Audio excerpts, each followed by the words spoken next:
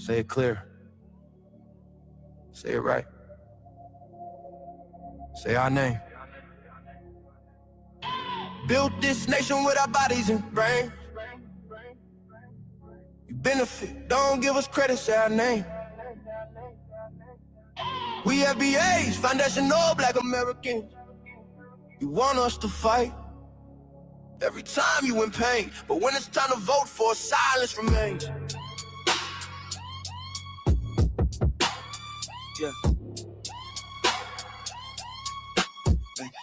They wanna be us, from the style to the hair, from the lips to their hips, body shaped in our glare. They cross borders, profit off the fight, civil rights paid in blood just to stand in this light. Asia to Africa, you walk through the door, but this land got a history you can't ignore. FBI fought and still fighting today, made room in the system that kept us away. You praise the same power that never chose you, turn your back on the ones that broke chains just to move you. Say we don't know where we come from, that's wild. North to the south, this land raised my child. Built this nation with our bodies and brains. You benefit, don't give us credit, say our name. Say our name, say our name, say our name. We FBA, foundation law, Black American. You want us to fight every time you in pain, but when it's time to vote for, silence remains. We were renowned, check the glow for proof. Streetwear in Japan, still mirror our roots.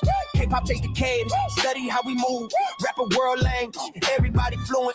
From Atlanta blocks to Mumbai lanes, Heinemann kind spitting bars, connected to the flame. That ain't hate, that's impact, that's reach. Culture travel worldwide when the source run deep. They copy the look, they borrow the sound, but skip the respect when we still hold the ground. Love the rhythm, ignore the pain, celebrate the wave, don't say the name.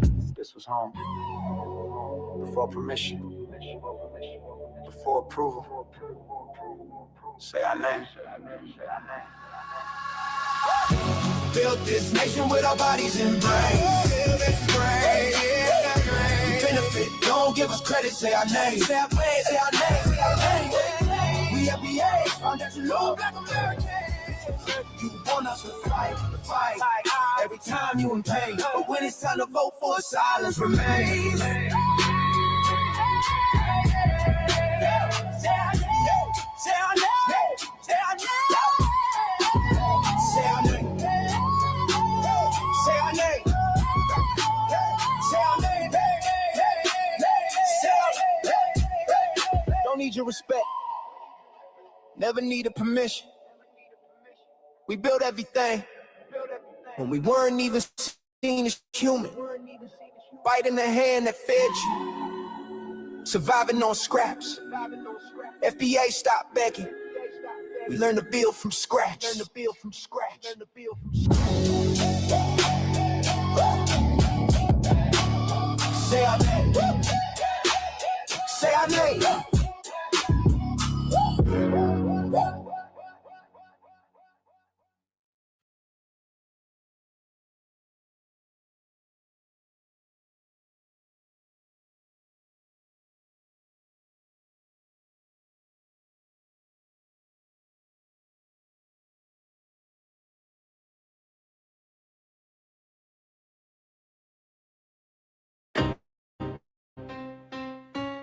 Y'all don't hear us. Pull up a seat and motherfucking listen.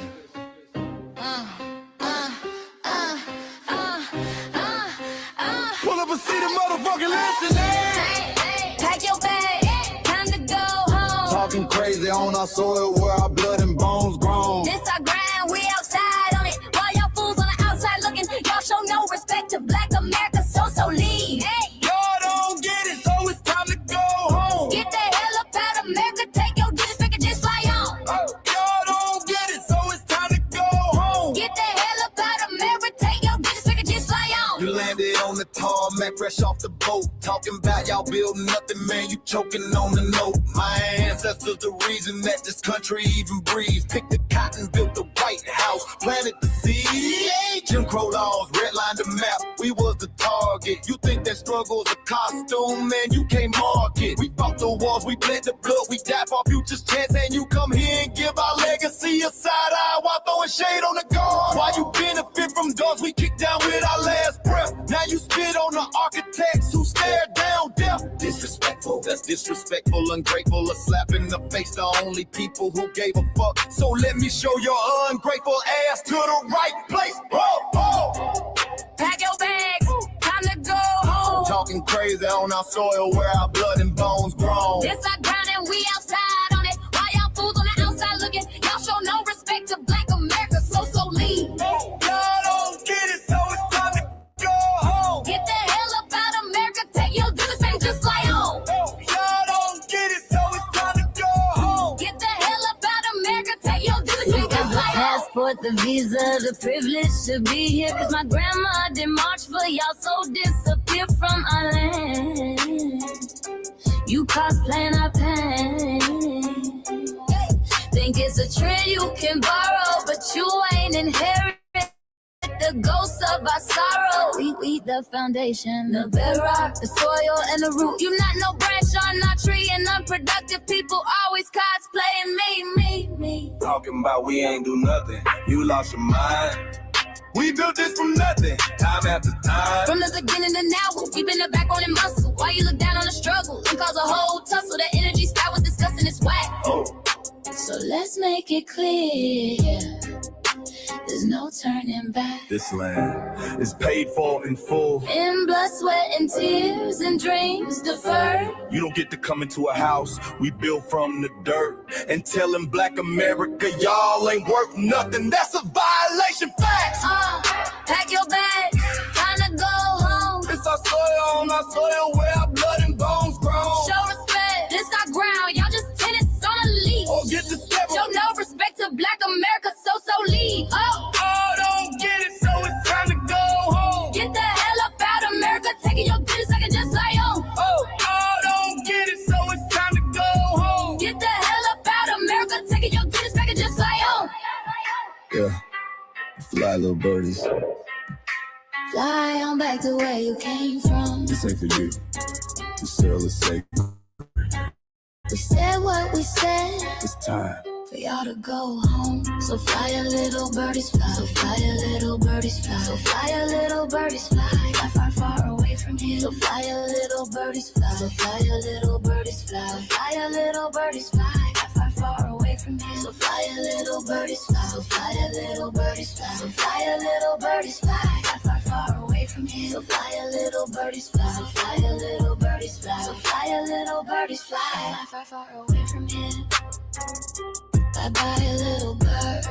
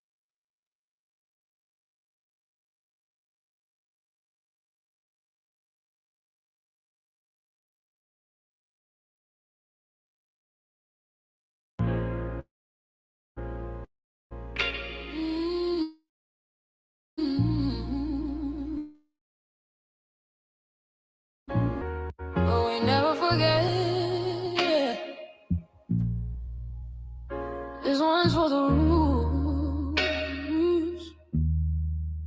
We built this land from dust and tears, 400 years, and we still here. They write new rules, but they don't see every freedom they got came off you and me. We planted seeds, they took the bloom. We lit the flame, they left the room. But we back now, no disguise. The spirit's woke, we realize all we want is what we earn. That sweat and blood, yeah, that table turn. You can't buy culture, can't fake that vibe. This is our day, this is our ride. We LBA. Say it loud, say it strong. We the heartbeat that's been here all along. Foundation of Black Americans, stand tall. We ain't begging for nothing, we built that all. Born from pain and grace, you can see the truth written in our face. We the soul, the sound, to fight the flame. Foundational Black Americans, say our name. They love our rhythm, but they dodge our blues. Use our voice when it fits their news. They take our sound but not our scars. We the backbone, we the scars. Now the veil is gone, the mask is clear. We see the game, we know it's here. No more silence, no more lies. We lift that flag and watch it rise. Rise up. We the ones that made breathe. Our roots are trees. We know the world. It's rhythm and grace, and now we're reclaiming our rightful place. I ain't copy courage, I ain't still pay. You can't inherit soul by changing names. Our story ain't done, it's the revival. We guard the gate, it's about survival. We FBA, say it proud, say it loud. The world dances on what we vow. Foundational Black Americans. Still we stand, still we fight, still we demand. Every block, every song, we've been right here all along. The soul of a people strong and free. Foundational Black Americans.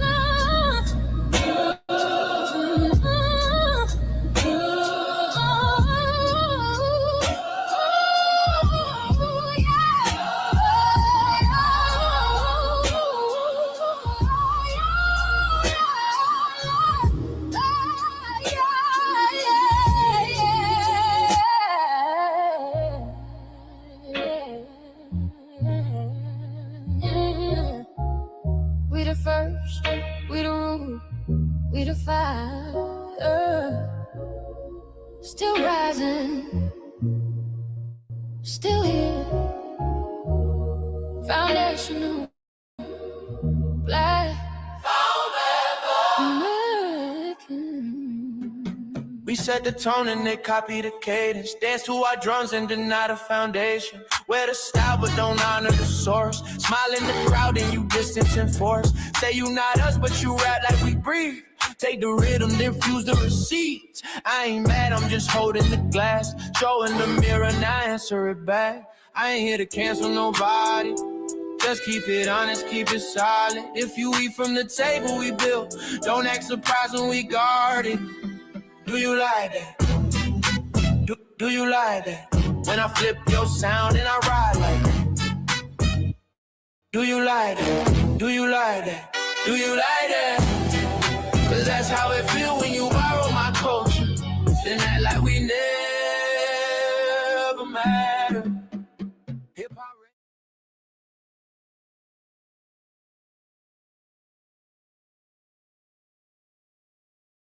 Mike Larry. Now this shit here, it's what I see it is. We're not fighting your battles. We're not carrying your fear. We're not lending our history to people who erased us while we were here. Just cause you're born here, don't make you FBA. That makes you a citizen, learn the difference today. This is lineage, not a look you can wear. Not a costume you borrow when it benefits you there. You used our culture like an access card, backstage pass, a straight facade. But now the mirror's in your face, no disguise. And you're uncomfortable looking truth in the eyes. We didn't leave our land to beg for a chance. We stayed, we fought, we took every advance. That's the separation, that's the line you cross. We paid the price, you learned the cost. You waving your flag on our soil, but fighting not to go back home. Waving your flag on our soil, building comfort on a foundation you didn't know. We waving our flag, red, black, and gold. Stood our ground, never sold. You waving your flag on our soil, but scared to build what you claim you love. Our humor, our style, the way we move, the smoothness, the sound, the things we prove. Music we birth, language we shape, innovation forged under constant escape. Warrior spirit means stay and defend, not flee your land and rewrite the end. You call it success, but don't confuse the two. Ease came after what we went through. You abandoned your land and called it strategy. You wave that flag loud, but won't return to build your legacy. That contradiction tells the story for you.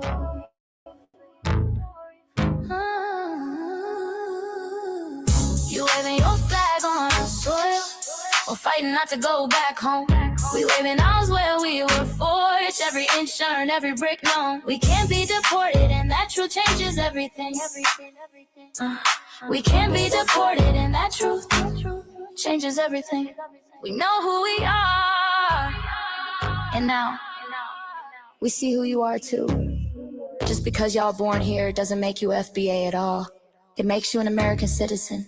It's biologically impossible to be us because it's a lineage, not some damn costume you can just put on to look cool. You immigrants and immigrant Americans has used our culture as an access card, a backstage pass to our culture. Now y'all have to look in the mirror. Our sense of humor, the aesthetics, mannerisms, the style of dress, the smoothness, the creativity, our genres of music, innovativeness, our slang, our warrior spirit by staying on our homeland and fighting and not fleeing to somebody else's land to beg for a better life and shit on the very people who fought to have us there. That's who we are. And we know who the hell y'all are waving your flag on our soil and fighting to make sure y'all don't go back.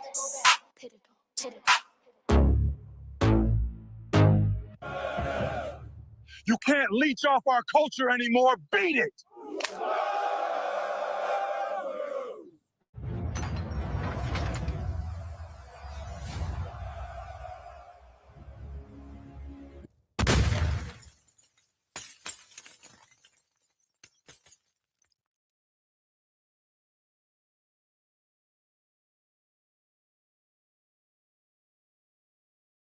Mike Larry, man.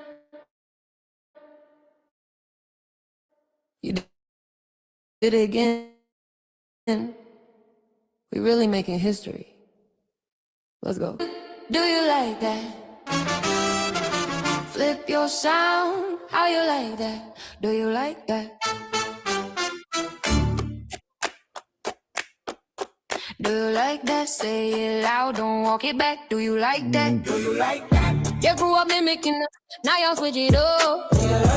Turn the carbon copy, y'all ain't black, what the fuck? It's funny, y'all connecting to our culture like it's Wi-Fi. Surfing on our waves of our culture, no more agua. Still my culture for all these years. Look how time flies, all these colonizers in the skies. Y'all hate, y'all still hate us outside. Study doctor, vampires, the blood of our guilt. They copy the flavor, sip the juice, love the results, hate the truth. Who? Do you like that? Do you like that? Do you like that? Flip your sound. How you like that? Do you like that? Democratic shields, talking points, the road they fill. Fish and chips, agent on the mic, judging FBA, but ain't you half white? Talking like you one of us, we need a proof face. The agent type with the prune face, like 50 and Jim, it's a cold game. Throwing stones cause we built our own lane. I'm joking, kinda, but I mean, smile calm, pressure intact. Y'all proud where y'all from, where they flag, beat they drum. But when it's us, tone switch fast. Same pride, but it's too much. FBA pride, lineage solid, you can't put this on, can't try it on. Built here, stayed and fought, that's the difference. That's the card. Do you like that? Do you like that? Say it clear, don't twist the facts. Do you like that? Yeah. Do you like that? Do you like that? Point made. No edit. No care.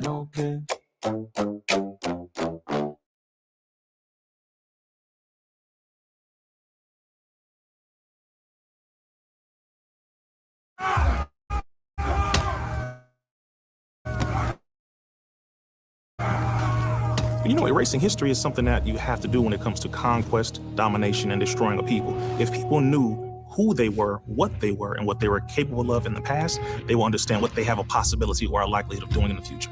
Foundation of Black Americans, we've always had a culture of resistance. We cultivated a culture of resistance on this land, and we've been resisting ever since we've encountered European domination. But nothing was really popping in Europe until the transatlantic slave trade, and that's where they amassed a lot of wealth. One thing that I think is unique about our culture as far as how we resist, how we fight back is just the environment we were put in from day one. being only 13% of the population, the white supremacists were very meticulous about keeping that population at a certain amount. There's never a period when we did not resist the encroachment of the white man. They have a natural behavior of authority no matter where they go. That's why they'll step up in front of us in the line at the store. We're not important. They don't even see us. We've never been able to excel. We've never been able to relax. We've never been able to just be, which means that existence is resistance. It must be something in our DNA, our historical background, to when something doesn't sit right with us, especially spiritually, in our souls and in our spirit, we just say no. We live resistance. You know, from the moment we're born, we're in resistance. And it's handed down generation to generation. And so I think that cultural resistance is actually in our DNA, in our epigenetics, and then it blossoms out into the culture. So there's almost nothing in America that we do, from song to dance to politics to the way we talk, the way we dress, having coded languages considered to be slang today. Everything about Black American culture is a form of resistance. Of course, they want to always downplay our contributions to the global tapestry because they continue to act like our number one export in this country is not Black innovation. Everyone understands that our resistance has been the cornerstone of what foundational Black Americans have always done. We are the life that breathes everything into this nation. The further back you go, the further Black you go. It's just simple like that, brother.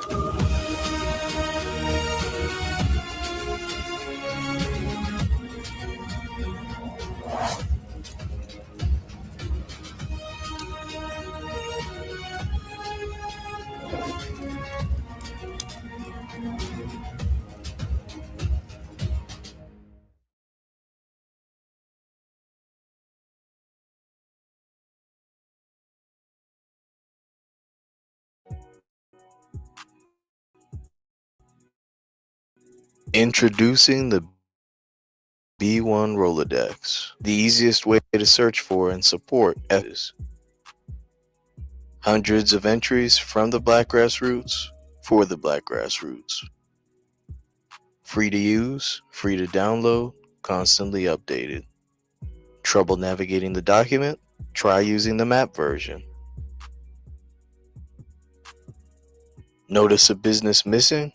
Use this simple Google form to submit an FBA or B1 business.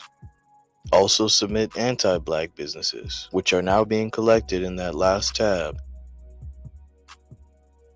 Find resources, contact numbers, and much more using the second tab. All the info you need to start practicing group economics today. Go to blacktruthunited.com. That's blacktruthunited.com.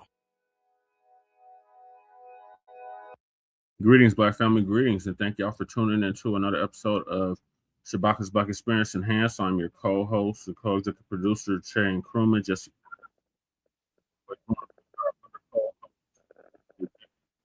Shabaka San Corey. Greetings, Shabaka from the Mile High Income and Illegal Migrant Flooded City. Hey, how you doing, brother Che? And all greetings from Sand City. You know, we had about a pleasant 117 degrees right about now. You know what I mean? So therefore, it's fucking with transmission.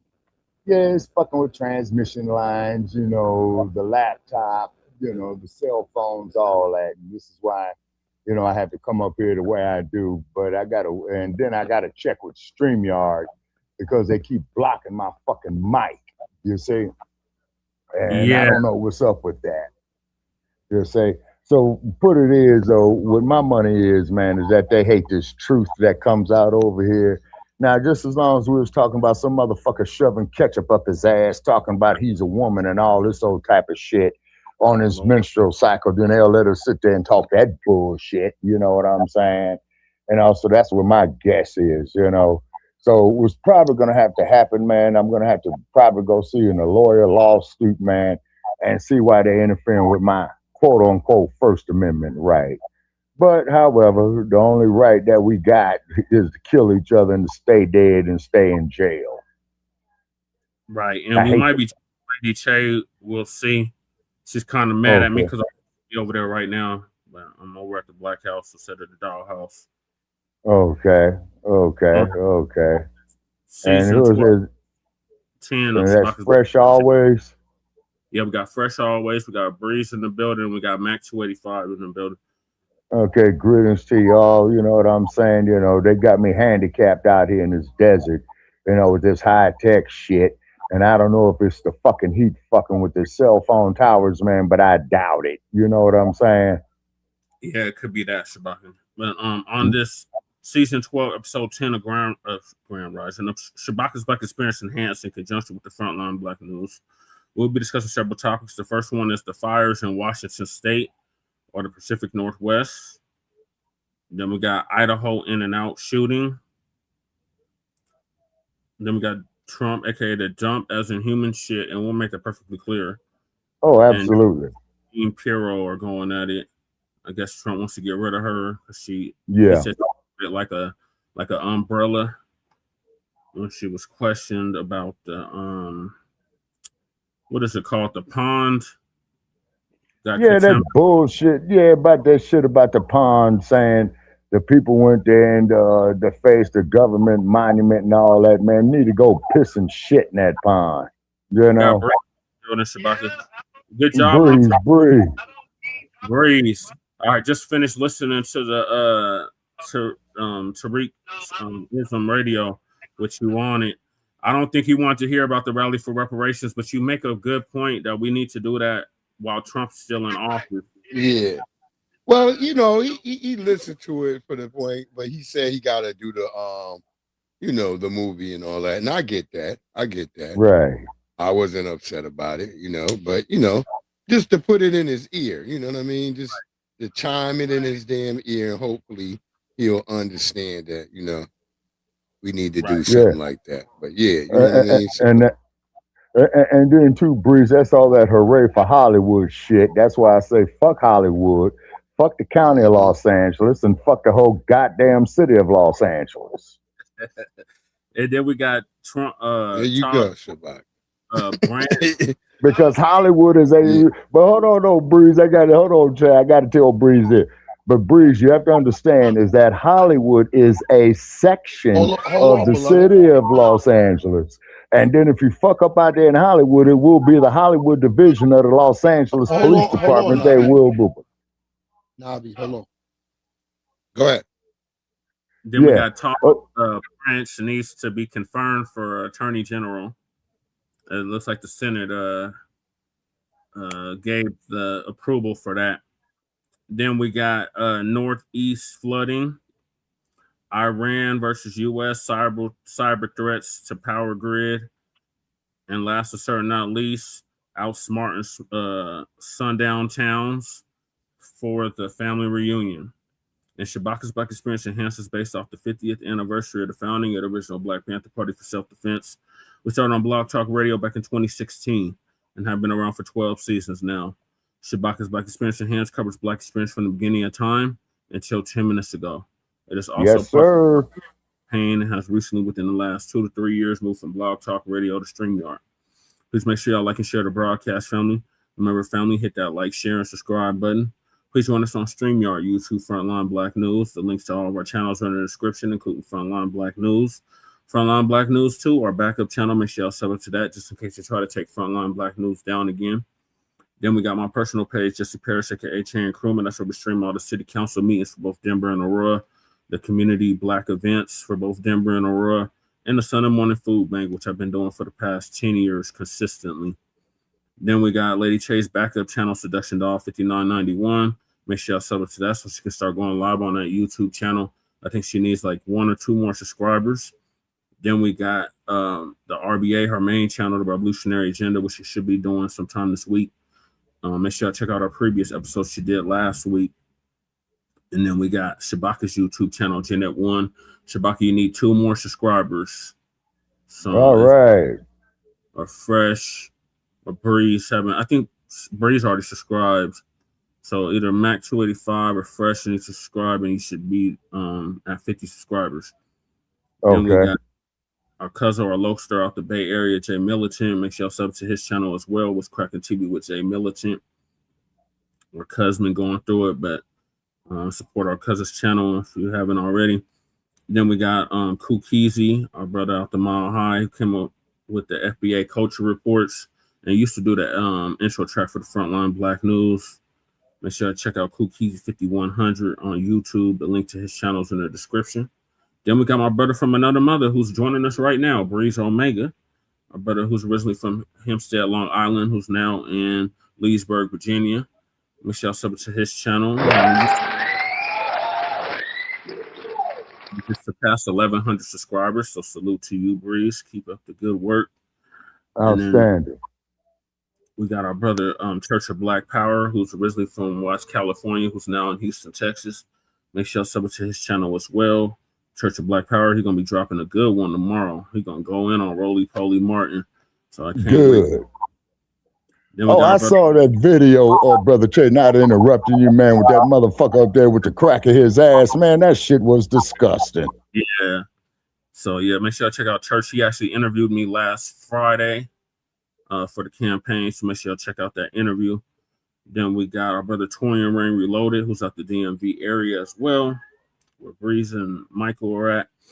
And make sure y'all check him out. Our brother's been around for a decade plus. He actually put Lisa Cabrera on, and he came up with the several series such as We Fought Back series. Check out Torian Rain Reloaded on YouTube. And then we got honorable mentions. Our brother who's live right now, Black Alpha Network. Our other brother out the Shy, Afro Elite. Sister Lisa Cabrera. Our other sister, Vicky Dillard. Our brother Beatzilla. Our other brother, Sincere Love to God, and his co-host, Nicety Girl. Who else? There's so many people. ZZ Rants. Make sure y'all sub to her channel. Great Black Shark. Make sure y'all sub to his channel as well. Anybody else that's part of the new Black media. And last but certainly not least, we got our brother Black Truth United, who came up with the B1 Rolodex, which is a modern day green book, or like a modern day green book for FBA and B1 businesses. And the link to the Rolodex is in the description. The link to submit your business to the Rolodex is in the description. And a link to the threat database is also in the description. Then we also have the Flbn Reparations Party merch that Church put together. Make sure y'all check that out. The website's in the description. Then we got Council the Congressional Black Caucus and create a foundational Black American caucus, long overdue. Make sure y'all sign that petition if you haven't already. Then we got our sister Brooks call to action. Oh, damn, I deleted Michael's petition. Damn it. Oh, shit. I'm going to put that back up. Sorry, Michael. Sister Brooks call to action. Make sure y'all submit those letters and them emails for Sister Brooke. And make sure y'all sub to her backup channel, Brooks. The links is in the description. Then we got the reparations for the Descendants of American Slaves Act. Change.org petition. Make sure you that if you haven't already. Then we got Lady Chase GoFundMe. Donate to that if you haven't already. Then we got Standing with Joshua Fox, our brother who put hands and feet over that white supremacist Chet the Bussy, Chet the Builder, Dalton Etherly. Make sure y'all donate to yeah, as well as it should have. Shout out to him. Great work, great work, great work. Then we got Stop Netflix from releasing damaging docuseries about Michael Jackson. Shout out to Dr. Randy Short for putting that together. Make sure y'all sign that petition if you haven't already. Then, as you can tell from the background, I'm a candidate on the ballot here in the state of Colorado for State House of Representatives for House District 8. The election is November 3rd. And the link to the website that Lady Che put together is in the description. She did a really good job on the website, so make sure y'all check that out. Then we got copyright disclaimer under Section 107 of the Copyright Act of 1976. Allowances made for fair use for purposes such as criticism, comment, news reporting, teaching, scholarship, education, and research. And I do not own the rights to the music. And if you don't understand racism, white supremacy, which is the only racism that exists, what it is and how it works, everything else that you think you understand will only confuse you in all 9 or 10 areas of human and people activity. And that is economics, education, entertainment, labor, law, politics, religion, sex, and war. And some say health and nutrition. In all 9 or 10 areas of human and people activity. And that was by Mr. Neely Fuller Jr., who our brother Breeze had the pleasure of meeting without knowing that he was meeting him. But before he transitioned, our brother transitioned exactly a year ago at the age of 95, ProduceJustice.com. And when you, a Black person, are captured by any race soldier, you must never fuss, fight, or flee, comply, and defend yourself in court. Also by Mr. Neely Fuller Jr., ProduceJustice.com. And last but certainly not least, we got racism and white supremacy is conscious and subconscious behavior to maintain white genetic survival, to prevent white genetic annihilation.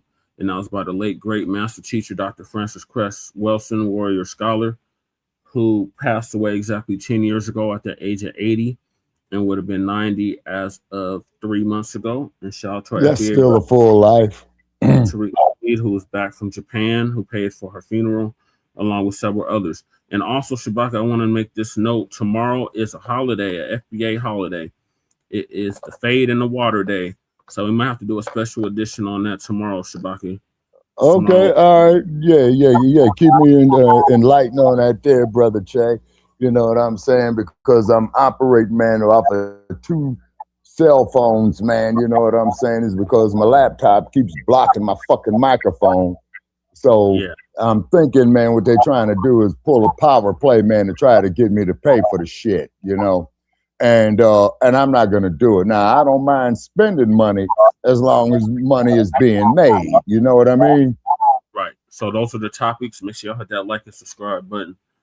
All right, Shabaka. So we're going to hop right into it with these fires in Washington State. Yes, sir. Okay, now being on... They already locked up a Nabisco for starting a damn murderer. Mm-hmm. Good. He had all the goddamn S's.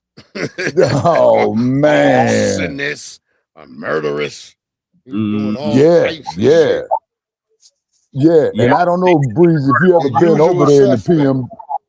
Yes, sir. And I don't know, man, if you have never been into the Pacific Northwest, but when you go up there, man, you know, Northwest. and then you notice how real invigorated you feel, man, because you finally are breathing in fresh air. You see what I'm saying? Speaking of the Pacific Northwest, make sure y'all check out our brother Jay Dizzle. He's out there. Oh, absolutely. Until you realize you surrounded by all them damn white supremacists. Right. Oh, hell yeah. Gun racks and everything. Breeze, correct me if I'm wrong or not, but isn't Spokane a sundown town? Hell yeah, it is. Yeah, it pretty much is. It's like a place that, you know, just don't wanna be it is. And then you see them good old boys out there, man, you know, and then it is an open carry state too, by the way, too, gentlemen. So be advised on that. You know what I'm saying? So if you ever go up in that motherfucker, man, make sure you have your shit with you, man, and make sure it's registered properly.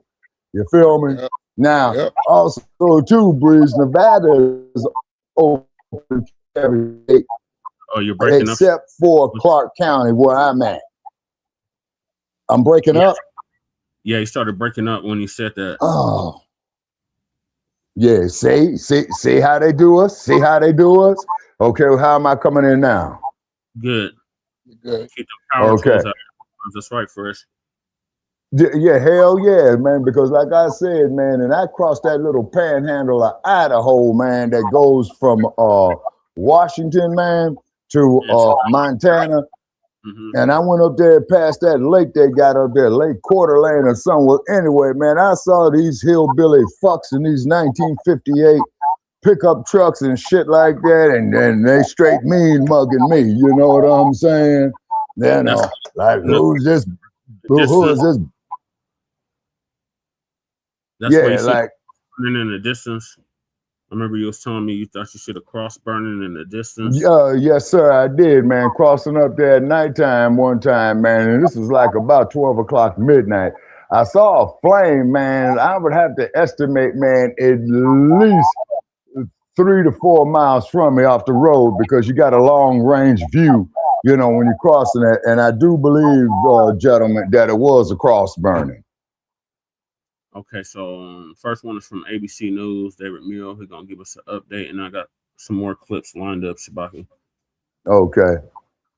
We do begin tonight with the breaking news. The storms in the Northeast, we have learned tonight, they have now turned deadly. Trees down on cars, buses, trains, drivers trapped. The storms from Philadelphia up through New York and Massachusetts, and then the horrific fires tonight. Look at this, the emergency unfolding. These are catastrophic fires in and around Spokane, Washington. Tens of thousands escaping as flames move in, hundreds of homes burning to the ground, firefighters working around the clock. We have it all covered tonight, beginning with ABC's Alex Stone in the fire zone. Tonight, families fleeing walls of flames, homes engulfed as multiple wildfires converge around Washington State's second largest city. Oh my God, dude. A Spokane firefighter's body camera showing what they were up against as the three fast-moving wildfires broke out Saturday. Hand-to-hand combat with the roaring flames. Some 67,000 people in Spokane County forced to flee on a moment's notice. Paige Klein's brother grabbing their dog. This was a view out of their car window. More than 700 homes and businesses confirmed destroyed, but authorities fear the number could be far higher. I've been to a lot of places around the world, and I can tell you today that that's a war zone. When the flames came racing through here, it sheared off the water lines into these homes. Now, 2 nights later, still water is pouring out of most of these homes. It's complete devastation. We love this house. We raised our kids here, and everything is gone. John and Kathy Sherrick were out of town when the fires destroyed their house. This is all that's left. I just feel hurt. I feel lost. Every memory of my children are down there. Every memory of my grandchildren are down there. It's just, right now I just feel empty. David, tonight, these are the scenes families are returning home to. Firefighters say they're getting a bit of a break in the weather until Thursday when the heat and wind return. David. Let's hope that break really helps them. Thank you, Alex Stone, live from Spokane. We're thinking about all those families. Yeah, and keep in mind up there, too, that there's where they got the infamous Gazanga University at, too, where old boy, man, John Paxson, I believe was his name, was that played for the Chicago Bulls. Developing now, you can see it, you can smell it, and in minutes. That's Seattle. Yep. They got poor air quality. Damn, man, that's really a damn shame, man. It's because every time I go up there, man, that's some of the freshest air that I breathe. Yeah, they got real poor air quality. Yeah, well, let's hope, you know, that Jay Dizzle is okay. You know, our man out there, you know, up there in the PMW, very, very knowledgeable brother who will tell you like it is. You know, I ain't got nothing but love for Jay Dizzle. You know what I'm saying? Right, shout out to Jay Dizzle, but that's the I wanted to play right now. I want to play the arson arrest. Oh, okay, so it was arson. Yeah. Okay, so if there's any fatalities in that, man, then that motherfucker should be hit with murder in the first degree. The but then again, State calls Spokane a war zone from the fires still very much blazing there. He made the point that much of the country does not seem to realize these fires have flattened city neighborhoods. And I want to show you what he's talking about here. This is the neighborhood around West Holyoke Ave. You can see this is what it looked like before the fires. Now look at what it's like now. You can see what the smoke and the flames did to that neighborhood, simply flattening it. One other neighborhood, West Pinecliff Court, again, before and now after. You can see just that entire area flattened. You can see a fire truck right here. The city of Spokane has a population of 250,000. There have been evacuations now for some 65,000 people. So a quarter of the city, even if you expanded the county, the population is 600,000. So that would be 10%. Huge numbers of evacuations. One more neighborhood, North Parkview Lane. Again, before, look at all the beautiful houses here. Now look at, I'm going to X that out. Now look after. You can see, again, the fires there just completely flattening it. Hundreds and hundreds of structures have been destroyed, most of them homes. So again, people don't have places to live there. This is a devastating situation. Authorities have now arrested a man on an arson charge for one of the 3 fires that have just been tearing through the Spokane area. According to witnesses, the 37-year-old suspect was seen bending down near a grassy area close to where the fire started. And then smoke was seen shortly after that. As of right now, nearly 65,000 people have been evacuated from the fire zone. And overnight, these fires grew to more than 10,000 acres, more than 700 structures so far destroyed. And right now, it is not contained, 0% containment. Let's go live now to CNN correspondent Maribel Gonzalez in Spokane, Washington. Maribel, what more can you tell us about this arrest? Hi, Pamela. Yeah, well, we know that that arrest was in connection to the fire that started here, or the aftermath, I should say, of the Old Trails fire. This is a neighborhood that was impacted by that blaze. We know that the suspect is a 37-year-old man, and it actually was a witness that called the tip into law enforcement. They saw the suspect acting suspiciously. Law enforcement later returned to the scene, and they were able to determine that where that man was standing is where they believe that the fire started. Now, he was found to be in possession of waterproof matches and a butane lighter at the time. We also know that authorities have said he has a criminal record. The sheriff here in Spokane said that he's a convicted felon out of the state of Arizona and that he has a preceding arrest in a manslaughter case later for premeditated murder in Arizona as well. So we will be able to get to know more about this suspect later on as he appears before a judge later today. But right now, he is being held on a $1 million bond. Joining me now is Dave Up the Grove. He's the Washington State Commissioner of Public Lands. Thank you for joining us. There are several fires burning at this hour in Spokane. There is extensive damage, loss of more than 700 buildings at this hour. I do want to ask you what the status is right now of all the different areas that are on fire, and how difficult it is to fight these, and how long you think this might go on. Well, good morning. I've spent the last couple of days on the ground in the city of Spokane, talking with firefighters on the front line, meeting with families. And you are correct. The devastation just breaks your heart. Hundreds of families have lost their homes. Tens of thousands of people have been displaced. Firefighters are continuing to work around the clock.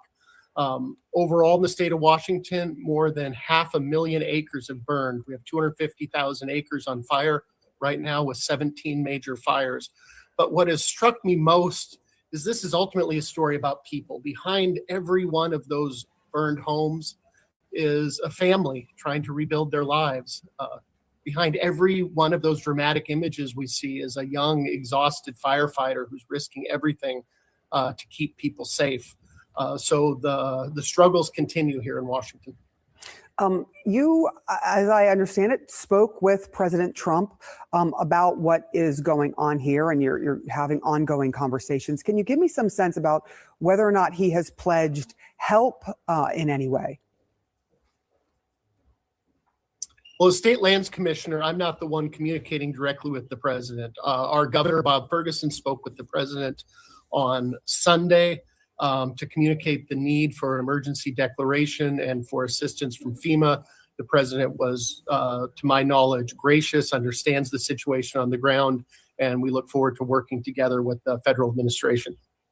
Give me some sense of how this is compared to other fires that you have seen in your state over time. Is this the worst thing that you have seen when it comes to what's happening in Spokane at this time? Is this historically just the worst fires you've ever seen there? I know it exists because I've been there. The three fires that continue to burn near the city of Spokane, which is the second largest city in Washington state after Seattle, represent one of the largest tragedies in terms of impacting homes and the destruction of structures. But it is worth putting it in context. Those three fires are only 3 of 17 fires, major fires burning in this state. Wow. Those fires represent 10,000 acres burning. We have 250,000 acres on fire as we speak this morning. And they probably got some reefer groves burning too. Is that it's moments like this really test everything that you've built before the smoke ever appears. You know, before fire season, we built a well-trained firefighting force. We pre-positioned equipment. We entered into mutual aid agreements with other states and invested in forest health. And we can't stop every fire, but preparation absolutely changes the outcome. But this is a summer unlike any that we've seen in recent memory. Right. Just lastly, you know, fires are burning hotter. They are starting earlier. They are bigger across the West. And now we're seeing similar images out of Europe as well. Do you have what you need? What you need to deal with the change Burn, in the crackers, climate, burn, especially when it comes to these fires. Burn, crackers, burn. Well, climate is part of the story. There's no doubt that climate change is contributing to increased fire risk. It's creating forest health problems in Washington state, and the scientists are pretty clear that it's impacting weather patterns. I do have hope that we have what it takes. Despite all the heartbreak, what gives me hope is the people. Disasters have a way of really reminding us what really matters. I see firefighters, emergency managers, volunteers, utility crews, neighbors showing up every single day to help complete strangers. That's the story I'm seeing on the ground. So I want people to remember that while these fires are dominating the headlines, there are thousands of people working through the night. Now, if only if we as a people was like that, helping each other. They don't ask who you voted for. They don't ask where you came from. They simply show up because someone needs help, and help keeps showing up. Oh yeah, that part there, brother Che, for real. People fighting these fires, equipment and personnel from more than a dozen states, from Alaska to Florida. So we ought to be really proud of these. Well, all that shit from Florida, throw it back to those punk ass Ron DePanty. For a sense of what the firefighters there can see today and over the next few days. Yeah, John, here's the top lines. The past 24 hours have provided the firefighters on the ground the calm winds they need to try and get the advantage, the upper hand on these wildfires. But the reality that we are all facing is that temperatures will increase, the relative humidity will go down, a crucial weather parameter in the fight against wildfires, and there is no rain in this forecast. Look at this image or this video here, and you can see there's very little wind pushing the smoke in the background. I believe that's a gas fire here, but the charred remains of this home not really billowing much in any particular direction because the winds remained light. That was a video taken yesterday. So that's what firefighters needed. But cumulatively, the three major wildfires surrounding Spokane are all at 0% containment and have now surpassed 10,000 acres burned so far. So what will the wind do in the future? You can see the light winds continue today, but look what happens. You can pay attention to the timestamp on the top portion of the screen. It increases as we head into the second half of the week. We're talking Friday into Saturday. A very weak trough or a cold front will come through, and that's going to help pick up the winds. But before the temperatures rise, the relative humidity comes down. What does that mean? Michael. That means we have increased fuel availability. What up, so Michael? the fuel is the dried out vegetation on the ground. So these ingredients working together, unfortunately, make for a potential another volatile wildfire behavior going forward. It's already outlooked on the fire forecasts that we've seen, not to mention the lack of rain and the smoke that is just choking the Pacific Northwest. That Wait a minute, how the fuck you gonna have a lack of rain in a PMW? Of Americans as this spreads. That's how you know it's climate change. Yeah, higher winds, higher temperatures later Exactly, this man, week. because it was raining in Washington when I was up there like every 10 minutes. Because I thought that they kept their sidewalks real clean, y'all, man. But to find out, man, it was the rain, man, constantly coming there scrubbing that shit off of there. And I'm talking about even over in the hood, yeah.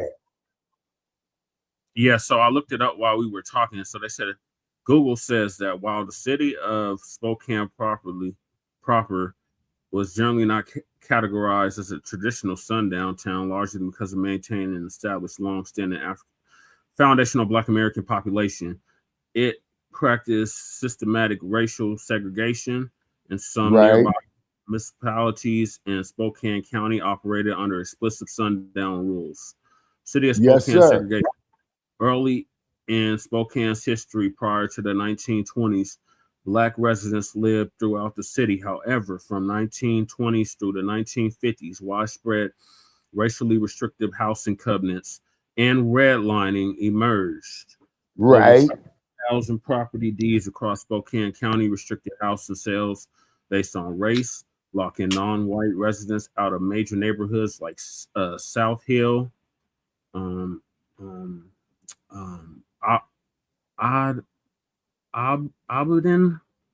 How's it spelled, Brother Che? Audubon. Where it's like where Malcolm X was killed. Audubon. You mean Audubon? Audubon. Sorry. Thank you. Yes, sir. And Saddle. You mean Seattle?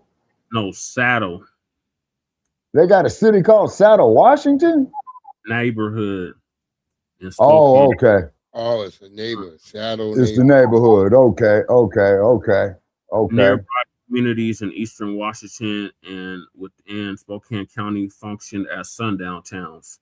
For example, Airway Heights, which is west of Spokane, was developed. I've been through it. With strict racial covenants banning Black residents and was documented as operating as a sundown town community. Keep your guns. Across eastern Washington communities like Kennewick. Yeah, Kennewick. Yeah, Kennewick. Yeah, Kennewick. Yeah, I've been through there too, brother Check. Famously enforced strict sundown rules while Black workers were forced to leave before dark. Yeah. That's about right. Yeah. It's like that up there. I'm sorry, brother Che. And commercial segregation, such as segregated hotels and businesses. Yep. Complete citywide ban after dark. Surrounding suburbs and adjacent towns relied heavily on sundown rules and racial exclusion. So this is ABK for that ass. We got crew in the building. Fires created by crew. What it do for the crew? What it do, crew? Hey, crew. Yeah, I was saying that. Oh no, crew. What this is okay. Hold on one second, Michael. No, what this is, crew. This is Shabaka'S Blacc Experience Enhanced. Before we go off into the front line, Black news. You know what I'm saying? So it's all good, you know. We're just trying to stay busy, man, and start trying to monetize this stuff. You know what I'm saying? And what have you. But the cold part about Seattle and Washington State, man, if you ever need you some fresh air, man, go up there into that motherfucker and run you a couple of miles, man. You'll be so damn reinvigorated. And then too, Keezy, like if you go up there and drink the water that they have there, man, I'm talking about out the tab now, people, out the tab. You'll get back to a raggedy ass place like California, man, and you can't even get the tab water from California up to your face. Is because, man, you'll smell all that motherfucking contaminants in the California water. I wouldn't give that shit to a damn dog on my worst enemy, man. So what I do when I sit at my lunch counter and beg for a cup of coffee at the lunch counter that I own, I always get this crystal geyser water, man. I ain't drinking none of that shit, man, that's coming out of Lake Mead. And plus that, Che, y'all got to get your snowpack together, man. We need some more of your water, man. You gonna have to wait till like October, November for that, Shabaka. Okay, hopefully, man, have a damn blizzard like that shit I got caught up in, man, when I came in and saw you. You know what I'm saying? Shabaka, we don't want to hear that. You was warned. I told you don't come in March, and what you do? You came in March and got dumped on. All right. So I'm stupid. Okay, I learned something. You know what I'm saying? I won't be seeing you all till April, May, June. And I'm the fuck up out of there, man, by the tail end of August, man. You know what I mean? We got Mac in the building and Cruz. Hey, man, 285. What kind of food they got in the Seattle disc? Oh, a lot of seafood. And then also, too, because they also got crab up there quite a bit, y'all, down there. And I think they call it, now Jay Dizzle would know, it's called the Pike area. Yeah, they got it called the Seattle Pike, you know, like you heard of the coffee, Seattle's Pike roast, you know, so it's real known for its coffee. But yeah, man, but it's out of sight, man, because the weed laws up there, man, is liberal as hell. You know what I'm saying? But don't never UI, you know, never drive under the influence. You know what I'm saying? And it's evergreen fresh weed. They say, but that shit they got in California, man, like up there in Tehama County, man, I think the motherfuckers is putting some GMOs with it. Yep. And then from Michael. Michael has something to say. Go ahead, Michael. Thank you for joining us. Oh, yeah, anytime. Sorry to come late. I didn't realize you were doing live early. Yeah, so... No, it's all good, Michael. You part of the crew, man. You know, it's all good. Yeah, I was going to say, what I said earlier in the comment, what did I say? I said wildfires, you know, created by human... Wildfires are human-made, and white supremacy is always responsible for climate change. Exactly. You say, and then too, it goes back to several, decades, right? Like what Jesse said I got a snobby in the building. Salute. earlier with our redlining, right? When homes got destroyed, during climate change, as a result of redlining, homes never recovered their. No, they never do. They never do, Michael. And to prove your point even further, man, just like when they had the Great Altadena fire up there, is because that there was kind of like, I'm not going to say exactly like a Black Wall Street, but you had a lot of Black professionals, doctors, lawyers, pharmacists, who lived up there, man. And then when I saw it, it kind of broke my heart, So I did reach out to Mad Dr. D's family, what I'm saying? And they did say that one of their relatives did lose their home, and I was sorry to hear that, Dr. D. Hold on, Shabaka. Mad Dr. D, he kept this platform afloat for 5 years. Yeah, he did. Passed away, so salute to him. Absolutely. Absolutely. Absolutely. You know what I'm saying? So therefore, okay, which crew here saying Mac 285? Yeah, he talking about all we need, twin, and we back in the family. Me and Shabaka getting along again too, laughing out loud. The family, right on, crew. Yeah, that's all positive. It's all positive. But another thing too is that Puget Sound, which is that waterway that you see right there, Brother Che, behind the I forgot what they call it, the Space Needle right there, off to the right. The Puget Sound is an awesome site also too. So if y'all ever get a chance to go up there, man, you know what I'm saying? Please do. You would dig it. You know what I'm saying? You would dig it. But Seattle's got his Black section that holds his own. You know what I'm saying? So definitely a shout out there to Brother Jay Dizzle, because he was the very first brother that I met that I was communicating with on social media. You know what I'm saying? Yeah, real good brother. You know what I'm saying? And then on top of it too, and get a load of this here, Black family. Guess who had a chapter up there in Seattle? The Blacc Panthers. You damn right. Yes, sir. They most certainly did. You know what I'm saying? And I forgot who the captain was of that detail up there. Yeah, Jay Dizzle knows all that information. Jay Dizzle knows the founder, if I'm not mistaken. Yeah, I believe he does. You know what I'm saying? I believe, Jay Dizzle does. You know what I'm saying? Very, very good brother. Ain't got nothing but love for Jay Dizzle. Yeah, also the victims of the wildfire, right? If it happens to be FBAs, they definitely deserve to be compensated. Right. Oh, absolutely.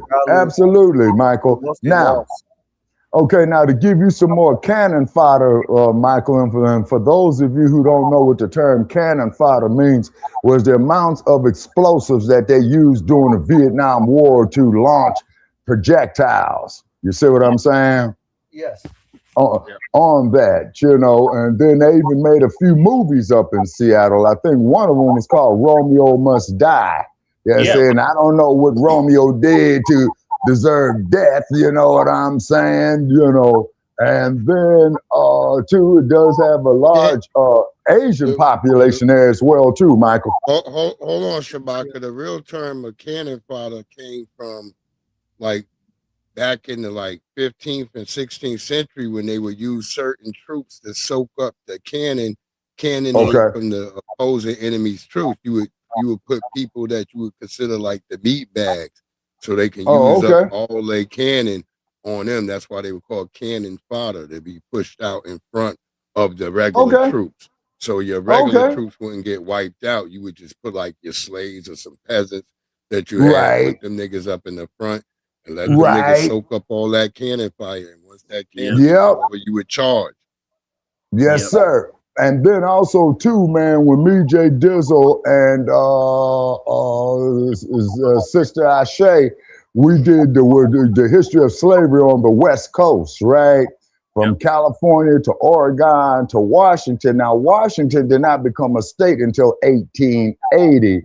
And I think Oregon became a state, man, in the early 1850s. Now, when our people came there, you can come there and work, but as soon as you finish working, you had to get the fuck about the state, man. What kind of shit is that? You know what I'm saying? And then also too, Jesse, like you said, Highway 12, right? Yeah. The Lewis and Clark trail, you know, because I was up there through Idaho and saw the trail. And the brother they had with him, man, as soon as he got the job done with him, he requested his freedom, man, and they went on and killed the brother. Yeah, he was on their crew. I had just listened to it before we went live. Shabaka, crew want to know, can he come up?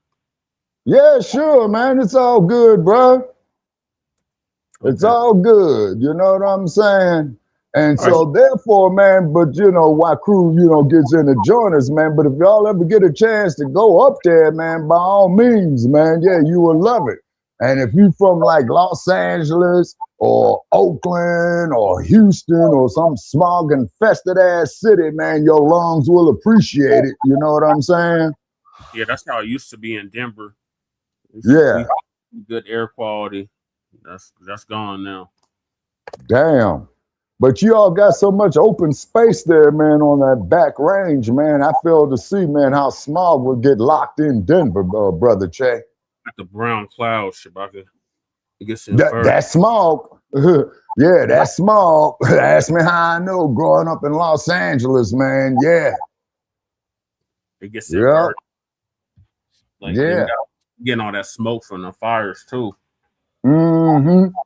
Yeah, because like I told you there, brother Che, all the way, man, from Spokane, Washington, man, across Montana, like the crew was saying, man, down to your state, across Wyoming, man, all that is flat. You see what I'm saying?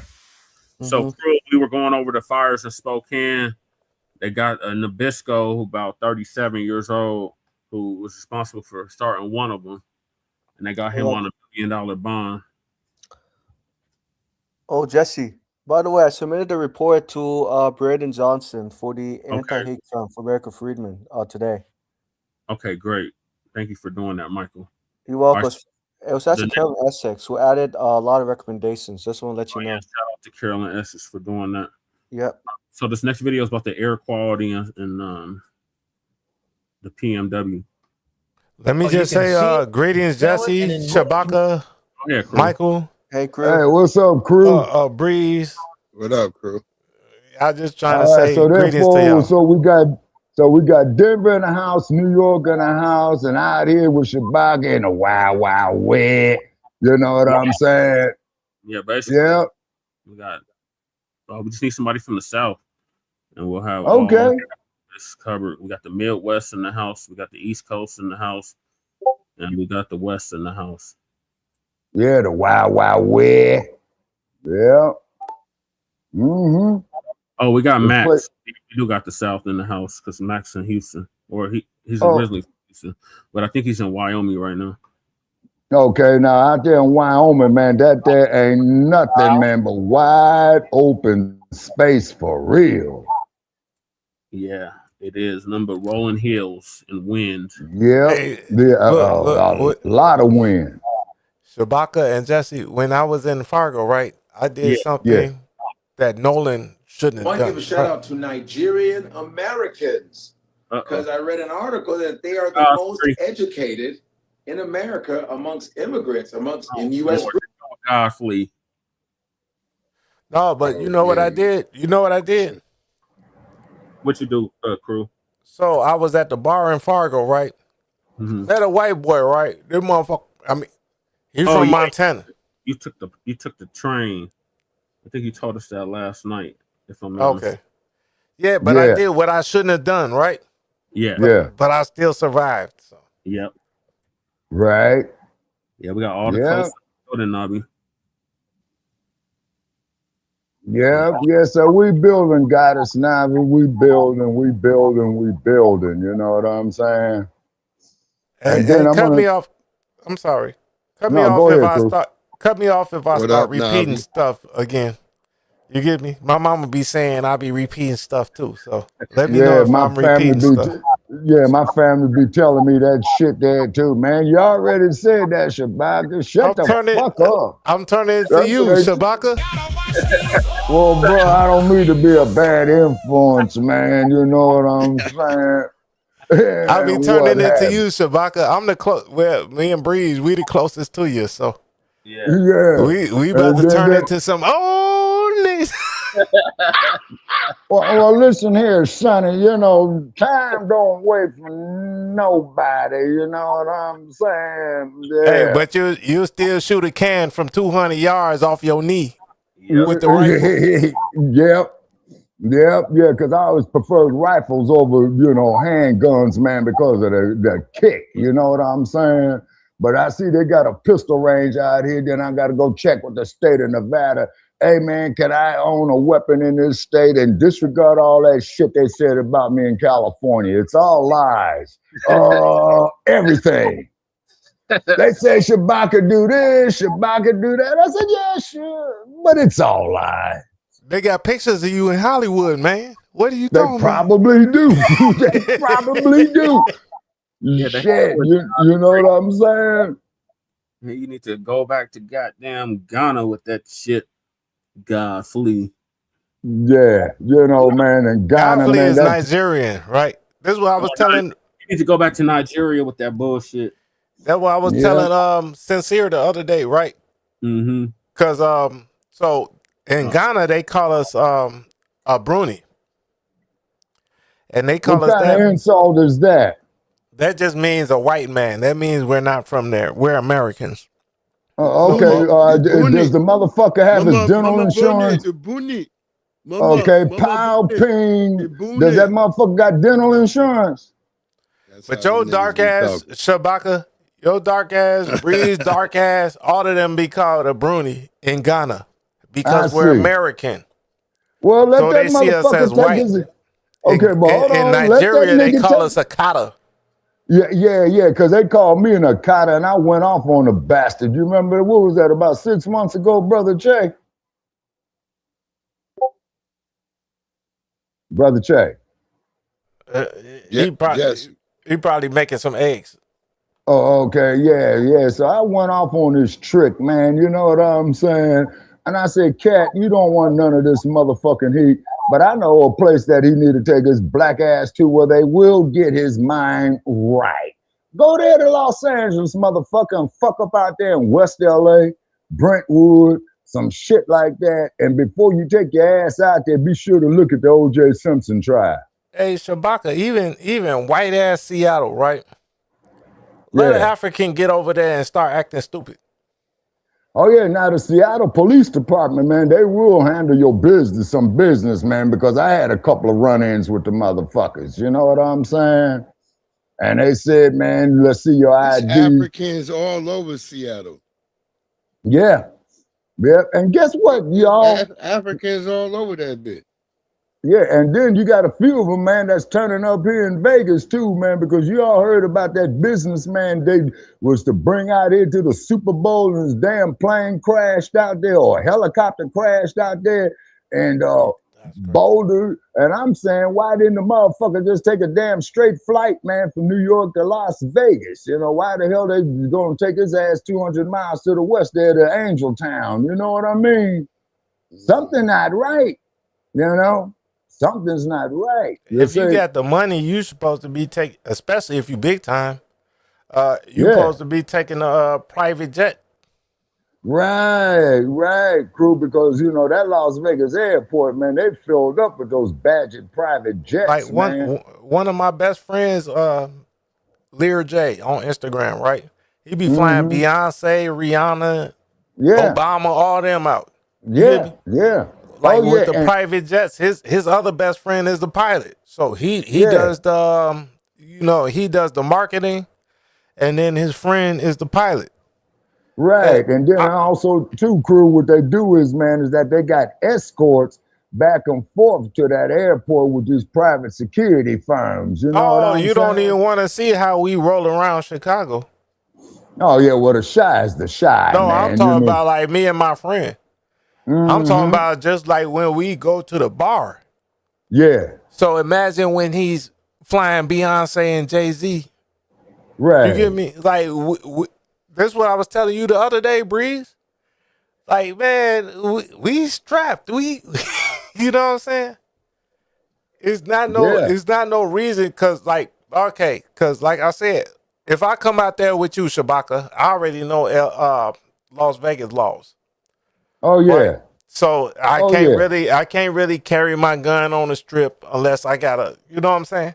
But I'm going to make sure I hang out with you and your people that know it to where I ain't got to do all that. Yeah, exactly, man. And I ain't gonna take you nowhere, man, where you would have to be off in a situation like that. You know what I'm saying? And what have you, you know.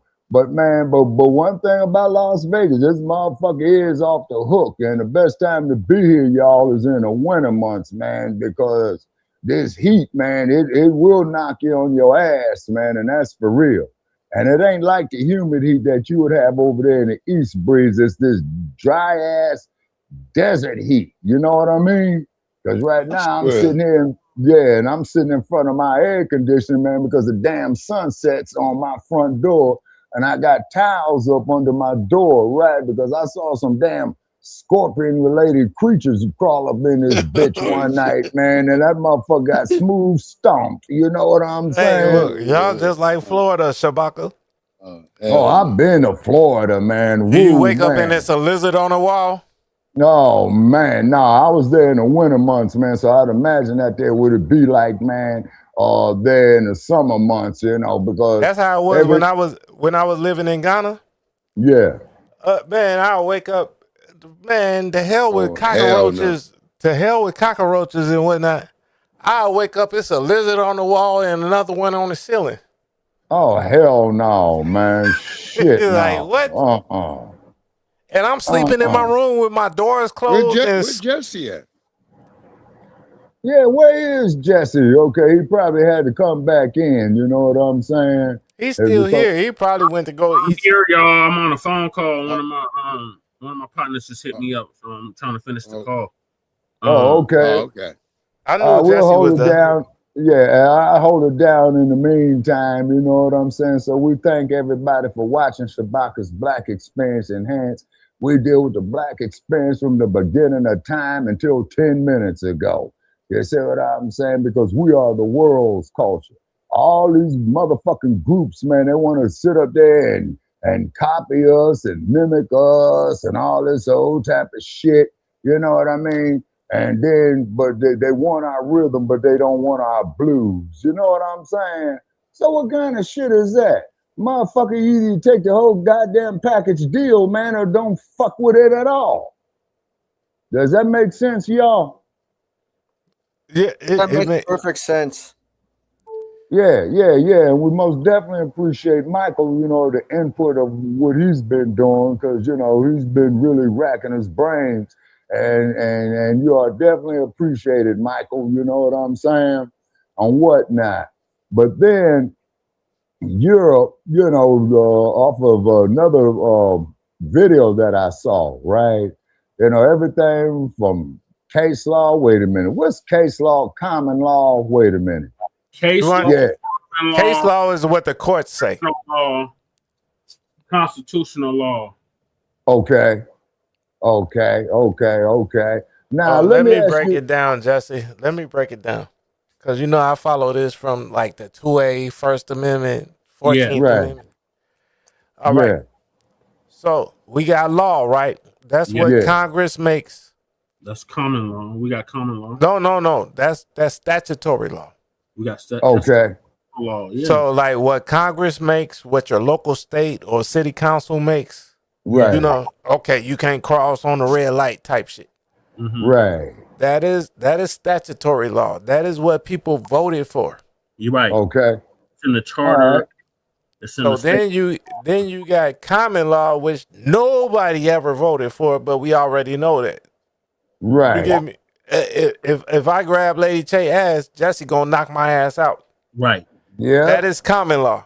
Right. Okay. Nobody wrote that shit down. Right. But then you got legal. Well, what's the third thing? Like the jurist law, like when the courts make the law. Common law. No. Constitutional. Judicial law. Judicial law. So that's like how the Supreme Court just said, okay, the 14th Amendment applies to any pregnant ass Mexican that just shits out a baby. Yeah. That's judicial law. or whatever. Okay, we got Gun V336 in here with us, man. Welcome, welcome, welcome. Well, I like his name. Me too. I like the name too. It's a cool name, creative. Oh, Well, yeah. you know my name. You know my name, Michael. I'm Ray Gunn. Ray Gunn. Like that's my legal name, Raymond Gunn. Yeah, it snows up there too, Nobby. Yep. Yeah, it does snow there too, up there in the PMW too, Navi. That's 'Cause where Zilla at. Be Zilla. No, he's in Portland, I thought. Okay, yeah, but still Well, up there, Portland like is just right across the river from Washington State. You know what I'm saying? Because when you drive the I-5 north, and when you leave Portland, man, and cross the what the hell is the name of that damn the Columbia River? The Columbia I thought River. Zilla was in Seattle. yeah, no, but it's still up Breeze is still up in the northwest. Yeah, that's Pacific Northwest. Yeah. Yeah, the PMW. No, that's what I'm Or saying. the I thought PNW, I'm he was sorry. in Seattle versus Portland. Yeah, I guess he's in Seattle, but I'm saying it's still like Seattle and Portland. You still all the way up on the top left of the damn country. Yeah. Yeah, In the and you're Pacific, above the like 45th. you could probably get a direct flight to Alaska from there. I'm quite sure you can because they do have Alaskan Airlines up there, crew. You know what I'm saying? Particularly when you pass that SeaTac Airport, Seattle Tacoma International Airport, that's all the fuck I saw is Alaska Air, Alaska Air, Alaska Air. And that salt water, when you go into that shit ain't warm like in LA. No, it's cold in the motherfucker, man, because I hopped one of them boats that you drive your car on, man, that took me to a place called Oak Harbor, right? Man, that motherfucker I'll was be right rocking. back. Somebody calling me. I'll be right back. Okay. And that motherfucker, man, was shaking all over the place, man. But I was hoping to see some of the what they call them, the orcas, the killer whales. Now, the thing is about them creatures is this. They got memories, man, like elephants. Like if you harm one of them, man, or one of their loved ones, they will come seek your ass out. They made a movie called Orca Yeah, they about made a that. movie. Yeah, they made a movie about that. Yeah, and they that got orca. that Nabisco whole family.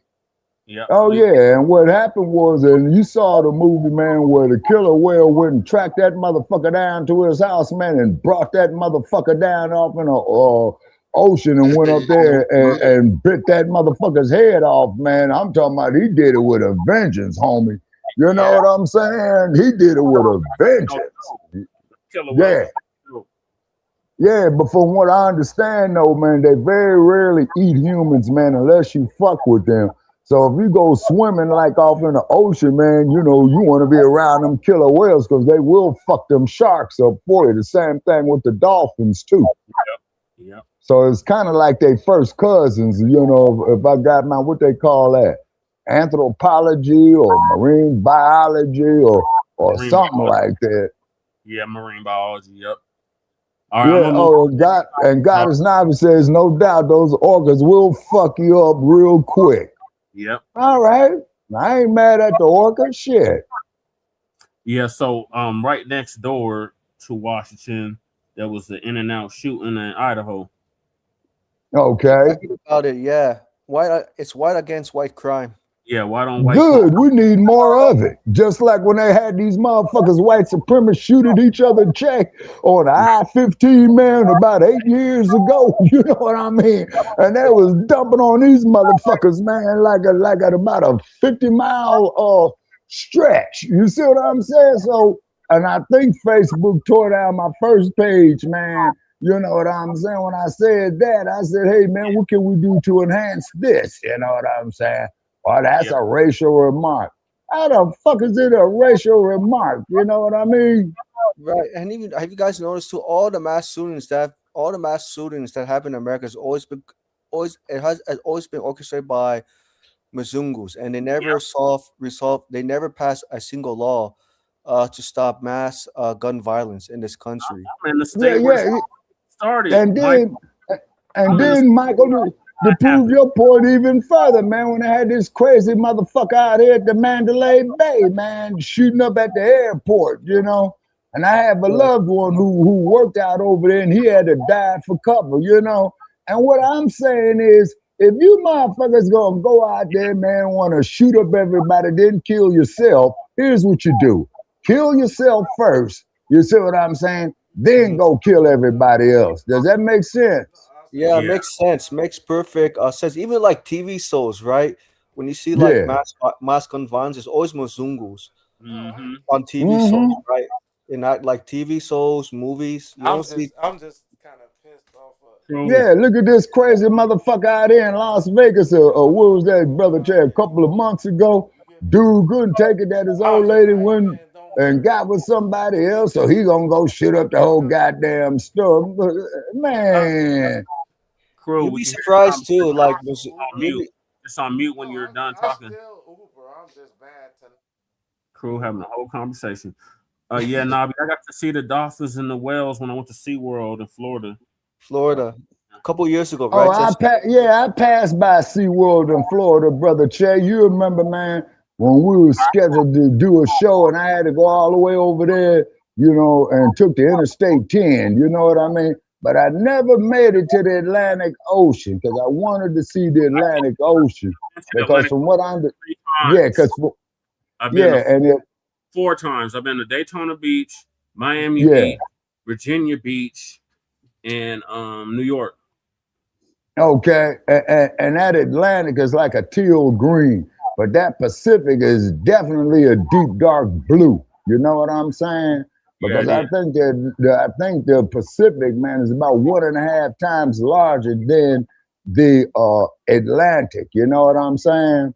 And then when you get like down there by Argentina, on North and South America, and then when you get down there by Azania, you know, those are where those oceans collide, the currents collide, man, and it should be real wicked, rough ass ship riding. You know what I'm saying? All right, let's get to this Nabisco that committed Nabisco on Nabisco crime. Oh yeah, what can we do to promote more of that? So 24-year-old gunman identified in Idaho, In-N-Out shooting. Yeah. 7 injured. They just opened up this In-N-Out. Chad. He had to be named Chad.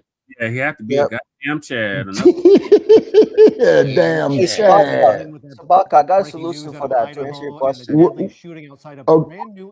Okay. Go ahead, Michael. Yes, you know how you asked what it would take for more Mzungus to more against other Mzungus is to cut off mental health institutions, right? Because by cutting off mental health institutions, right, it's gonna make Mzungus more upset, angry. Oh, and not to mention, the Beckys are dumping their boyfriends, husbands. So that's even making their men more upset. I don't want them niggas all loose on the street. Right. Let them play some video games and stay drugged up. Yeah. And San Francisco got that real bad, y'all. Keep them drugged up and get them out of our way. Right. Yeah, man. Them motherfuckers is all over Frisco, y'all, because I passed a motherfucker one day, man, in Frisco years ago, man, and something was stinking, right? And I'm talking about stinking bad, and I'm not going to describe it. So the wind picked up, man, and it came straight from this motherfucker who came up there. Oh, hey, man, can you help me out? I says, help you out? I mean, help you off the planet, man, or help you into a mental institution or what? What do you mean by help you out? Well, man, if you got a few dollars, man, get your ass the fuck away from me, man. Right. Shit. You know what I'm saying? Yeah, even Mzungu, it's their own people who are cutting off, who are cutting funding for mental health institutions. So really, it's the Brad and Becky issue. I mean, nationally, right? And yeah, you'd be surprised. Even Brad will get upset over little stuff. When a girl doesn't like him. No, Professor Blacc too. They always do a crime report. It just shows people that killed his whole family in what is that? Michigan. He killed his whole goddamn family. Yeah. Our brother on X, I exposed pedophiles. Oh yeah, shout out to him. He show you every damn day all these crimes that the Nabiscos are committing all damn day, every day.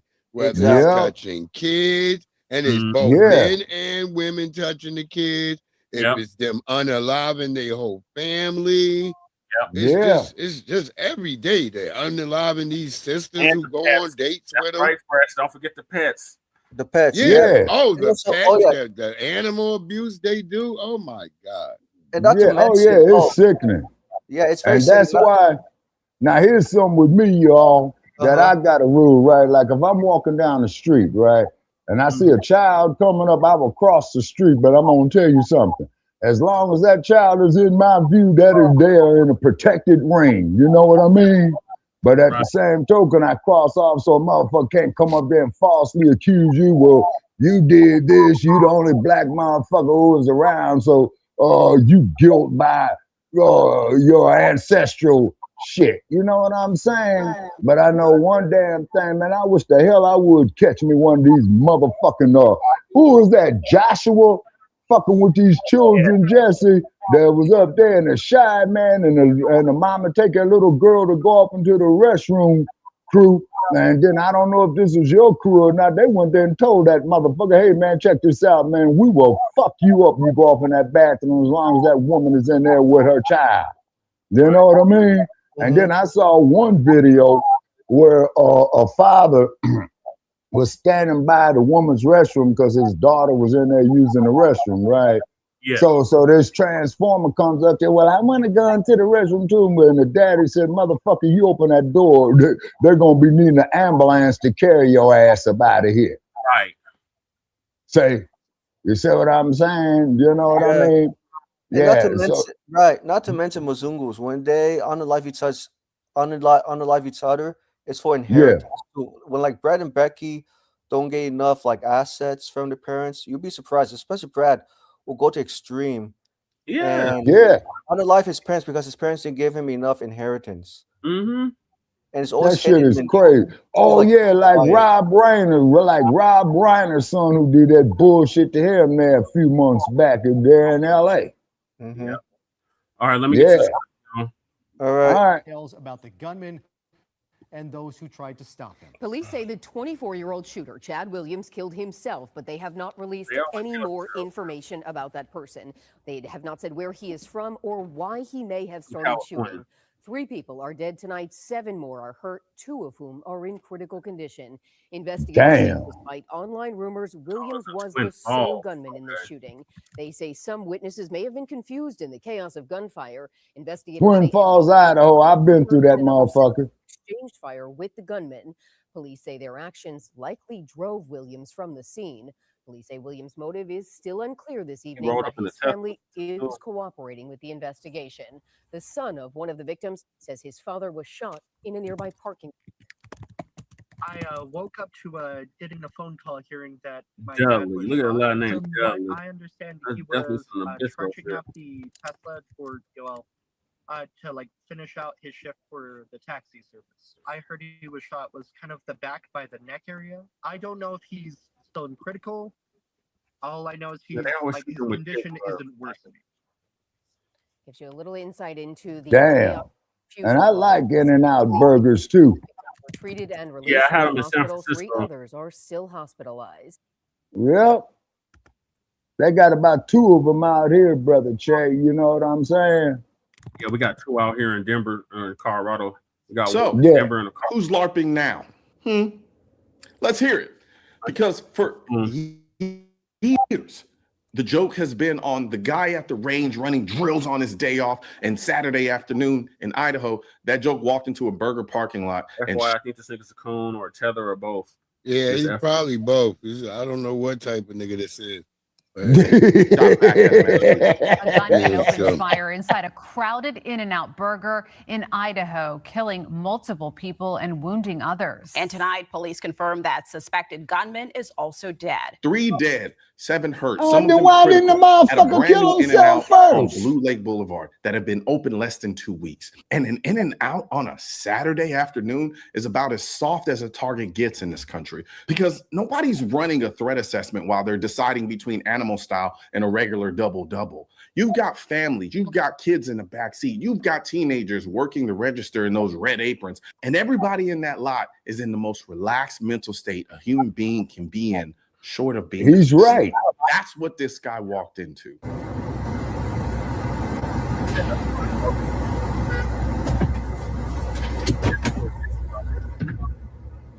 Yeah, I know, Goddess Navi. I wish I had a damn business like that with a damn He lines saw and this backed man up like in the hell. In-N-Out drive-through with a handgun start firing at the shooter. He took this video as he drove away from the stoplight, and the two exchanged gunfire. Cohen says this man was shooting from a distance, but he might have saved lives because he distracted the shooter enough to get him to stop firing into traffic. Taking a handgun to a rifle fight is not a decision. It is a personality trait. A rifle beats a pistol at basically every distance that matters. Pretty More much. rounds, more velocity, more accuracy, more reach. And everybody who's ever spent a weekend at a carbine class knows it. So this man is standing in a drive-through lane with a pistol at distance against a rifle, and he decides that's the play. Big props to him. That takes some serious cojones. And here's what matters, because if that shooter is turning around to deal with him, then that shooter is not putting rounds into a parking lot full of people. And every second of attention he burns on the guy shooting back at him is a second some kid gets to make it to a car. That's the entire point of any of this. Not a body count, not a highlight reel, just seconds. Now, we still don't have much officially. Police haven't confirmed whether he was a civilian or an off-duty cop or something else. They haven't confirmed whether he hit the suspect. They haven't confirmed whether officers fired, and they still haven't officially explained how the shooter died. Now, online, he's been identified as Jordan Salinas, a Twin Falls local, and that's coming from witnesses and social media, not from a police department. So let's hold that loosely until somebody actually confirms that. All right, gun nerd time, because there's something on that audio. Listen to those shots, and to my ear, that's a suppressed handgun. My eyes tell me it's a suppressed handgun, but you add the audio, tells me it's a suppressed handgun. You see, suppressed pistols have a very distinct signature. Still plenty loud, just a completely different report. I could be wrong. That's my read off the audio and honestly visually, and nothing more. But it left me with a question I couldn't shake, which was whether that can was already on his gun when he walked out of the house that morning, or whether he scooted on in the middle of an active shooter event and then went to go deal with the guy, because those are two very different like this. And then somebody dug up a post from 2024. Right. There you go. There you go, right there.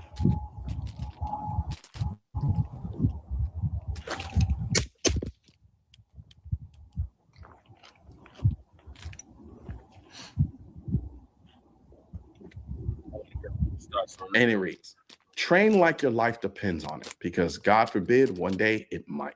2 years That's for real. You want to get that damn muscle memory down. Some random afternoon, posting about it like a normal gun guy who takes it seriously. So say it again for me. Who's LARPing now? Because that's the word. That's the whole bit. You go to the range, you run drills, you work, you draw, you push your distance out past 7 yards. You put a red dot on your carry gun. You spend money on training instead of a vacation. And there's a whole crowd of people, and a lot of them inside of our own community, lined up to tell you you're playing dress up, cosplaying operator, tactical, LARPing. That word has always kind of been done. I'll tell you why it actually bothers me, because it's disrespectful to the military, honestly. When now here's one for you. Especially a top tier. I'm going to say this after the brother finished talking. What that job is. They're navigating terrain. They're running comms. They're maintaining and fixing equipment. They're scouting. They're reading and processing information. They're executing a mission with 50 moving parts, and the shooting is one tool in an enormous kit. And depending on the unit, it might not even be the most important one. Ask any military guy you know. The gun part kind of barely registers for them, because there's so much else he has to be an expert at. So when you take a civilian who owns a firearm and wants to be competent with it, and you file that under military cosplay, you've managed to insult everybody in the transaction at the same time. And I'm not telling you to train like you're going through selections. You're not a special operator, and neither am I, unless you actually are. And then in that case, carry on. But we live in a country with more guns than we have people, and we have the constitutional right to own one. So why on God's green earth would you not learn to run it to the top of your ability? And now here's a man who did exactly that, posted about doing it, ate whatever people said about him for doing it, and then Saturday afternoon, that same training, that same gun ended up in a parking lot with real lives on the line. So call it LARPing. Go ahead. LARP your heart out. LARP till the wheels fall off, because the real world consequences are worth every joke anybody's ever made at your expense. And when it stopped being pretend, he was the one person out there with a working answer. And I want you to see the other side of that coin, because it was in the same parking lot. As I was running I faced the shooter head on, and he pointed the gun at me, and I ducked behind a white car just to have some sort of coverage. I saw a pistol on a gun case. I'm guessing that was his, and I didn't have anything to defend myself, so well, you better get you some throwing stars, lady. It was jammed, so I just felt helpless. And that woman did nothing wrong. She made the right call. She got out and she lived to tell a reporter about it. And I have zero criticism for her. But look at the picture. Rifle pointed at her face. She ducks behind a car. And the only thing standing between her and whatever comes next is a gun she found on the ground that belonged to somebody else and didn't even work. She reached for it anyway, which tells you something about instinct, because in the actual moment when it's real, the instinct shows up whether you made peace with firearms politically or not. Which brings me to something I've been beating a drum about for years while people looked at me sideways. Truck guns. I've done whole videos on what the best truck gun is, what to keep in the vehicle, how to stage it, and the concept exists exactly for situations like this, because shooting a pistol accurately at distance is genuinely hard. I do it. I've been practicing it for years, and I still wouldn't put expert marksman at distance with a handgun on my resume. And that's on a square range with nobody shooting back at me. If this dude had had a rifle, that fight is over in a fraction of time. The shooter doesn't stand a chance. Tell that to the Walking Dead, now, nigga. I don't know his situation. Maybe he had one, couldn't get to it. Maybe he didn't have one at all. And it doesn't matter for him because he made it work anyway. But for the rest of us, the argument just played out in real time in a drive-through lane in Idaho. Now, here's what's had me heated all day. Where's the coverage? Because I had to go digging through Instagram posts and X posts to piece together what this man did. And when the big outlets do mention him, they blow right past it in one sentence. And most of them won't even show the video. Meanwhile, the police response gets the full segment. Fast response, great work, heroic officers. And I mean it when I say I'm glad they were there. I'm sure they moved as fast as they possibly could. Nigga, they call him the hero shooter. He was shooting at or the police arrived. He went towards gunfire he could have driven away from. I watched 3 videos on the major news network, 3 minutes each. He stood out in the open while somebody with a rifle shot back at him. He didn't have to do any of that. His gun was for him. He could have left and been safe like most people would. And I'm not mad at anybody who does. But when a man doesn't, give him his props. And I know exactly why they won't. Because if your whole pitch is that the government keeps you safe, you cannot afford to celebrate a citizen who didn't wait for government to show up. Every one of these stories punches a hole in that sales page. I can post a defensive gun use story damn near every day of the week, every week. And those are only the ones that get written up somewhere. And if it wasn't for local news, almost none of them would ever surface because national outlets don't touch them until the story is too big to avoid. And then the same people turn around and tell you the self-defense numbers are a myth. We just watched a man in 4K trade rounds with a mass shooter in a burger parking lot, and it barely registered. Let me put it another way. What does a father do when his daughter leaves for college? He prepares her. Take this. Carry that. Here's how it works. Here's when you use it. Here's what to do walking to your car at night. Don't go there. Don't do that. He hands her tools and he teaches her to use them because he knows the day is coming when he can't be standing next to her. Now ask yourself what that father does if what he actually wants is just for her to completely depend on him. He doesn't give her any of it.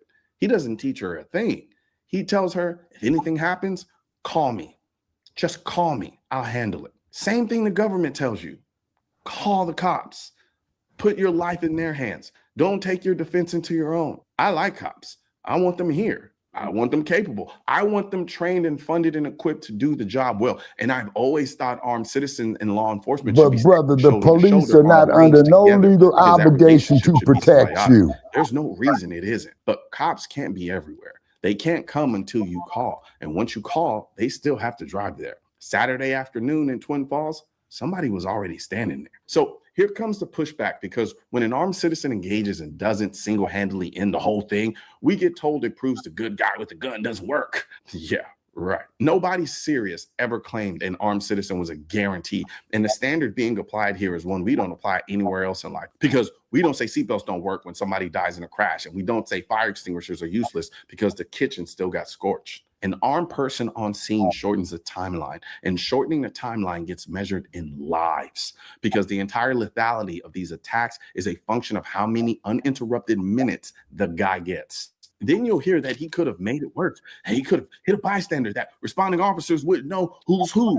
And Those are real concerns, and anybody who carries needs to have wrestled with every one of them long before it's their turn. But the alternative on offer is a parking lot where the only person willing to shoot back is the guy with the rifle. And nobody has ever explained to me how that version ends better. One more thing stuck out with me, and it's that Tesla, because I drive one.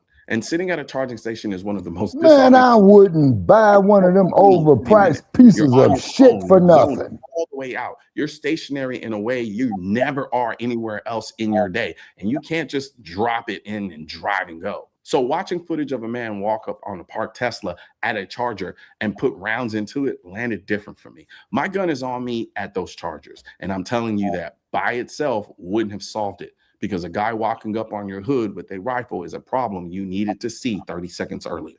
Situational awareness is still the first line of defense. The gun is what you use when the awareness runs out of road. And one last thing about this man, because the shooting isn't even the part that gets me. According to the AP, he didn't leave. He went from exchanging gunfire to kneeling on the asphalt with his hand on the chest wound, staying with a wounded In-N-Out employee until paramedics got there. Anybody can be brave for 11 seconds with adrenaline doing the driving. Staying afterwards. This is enough ass kissing. Somebody's blood on your hands.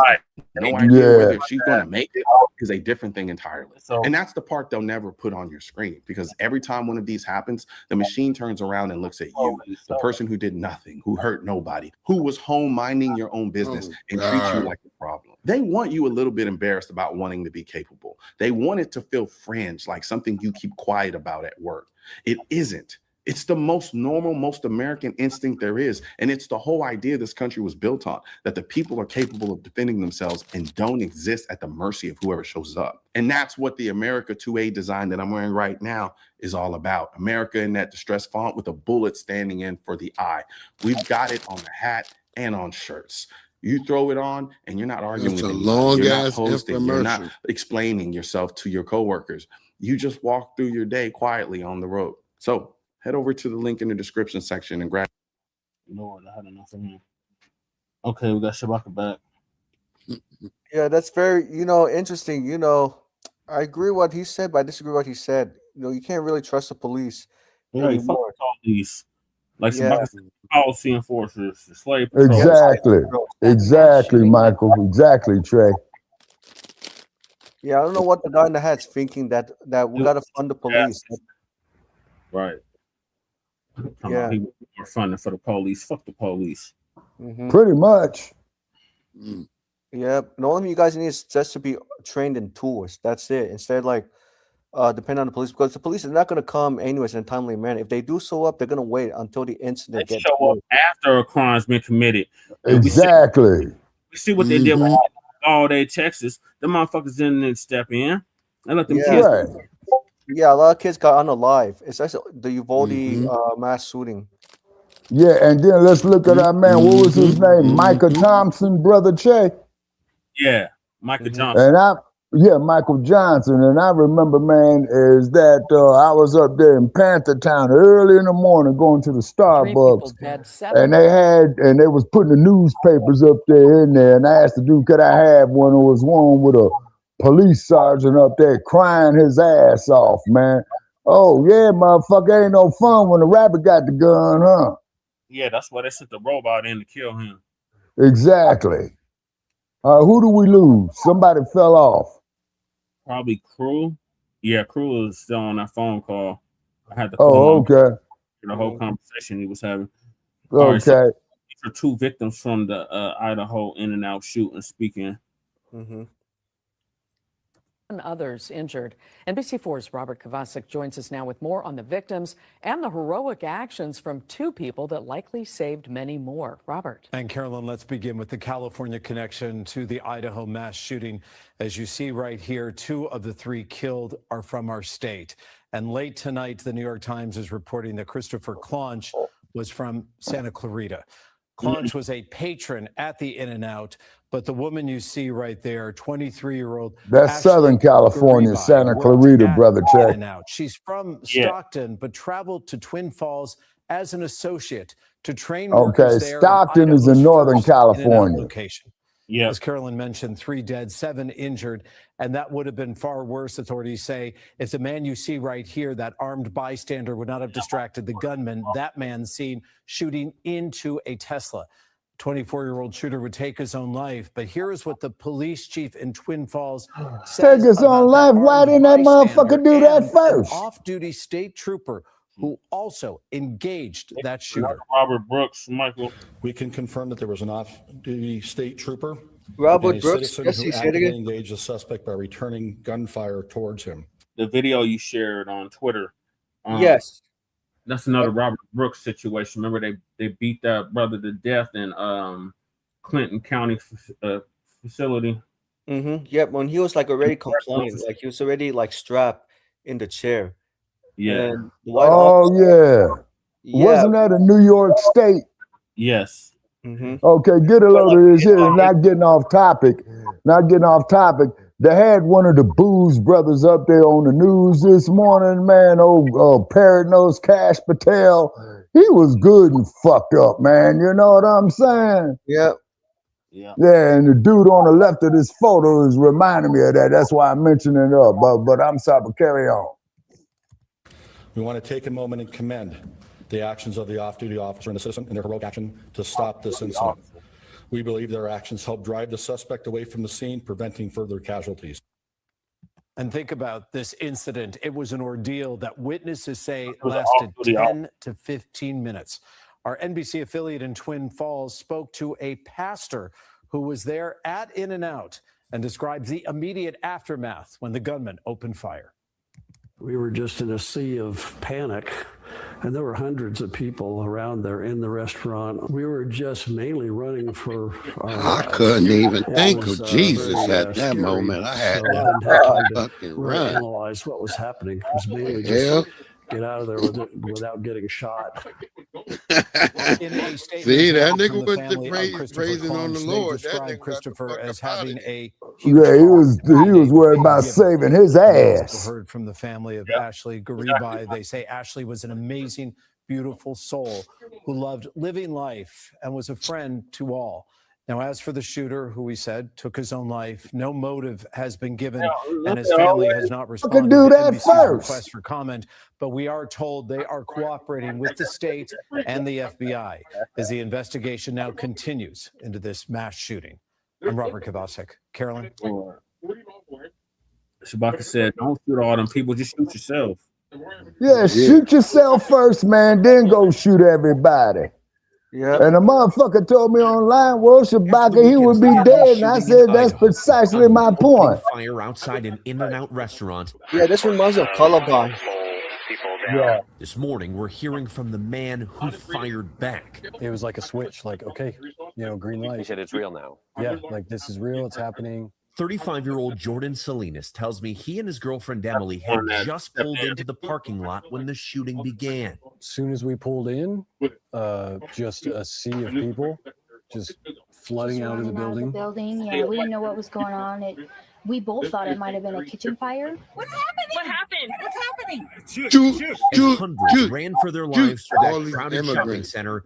Can't even say that. Jordan drew his semi-automatic pistol and went toward the danger.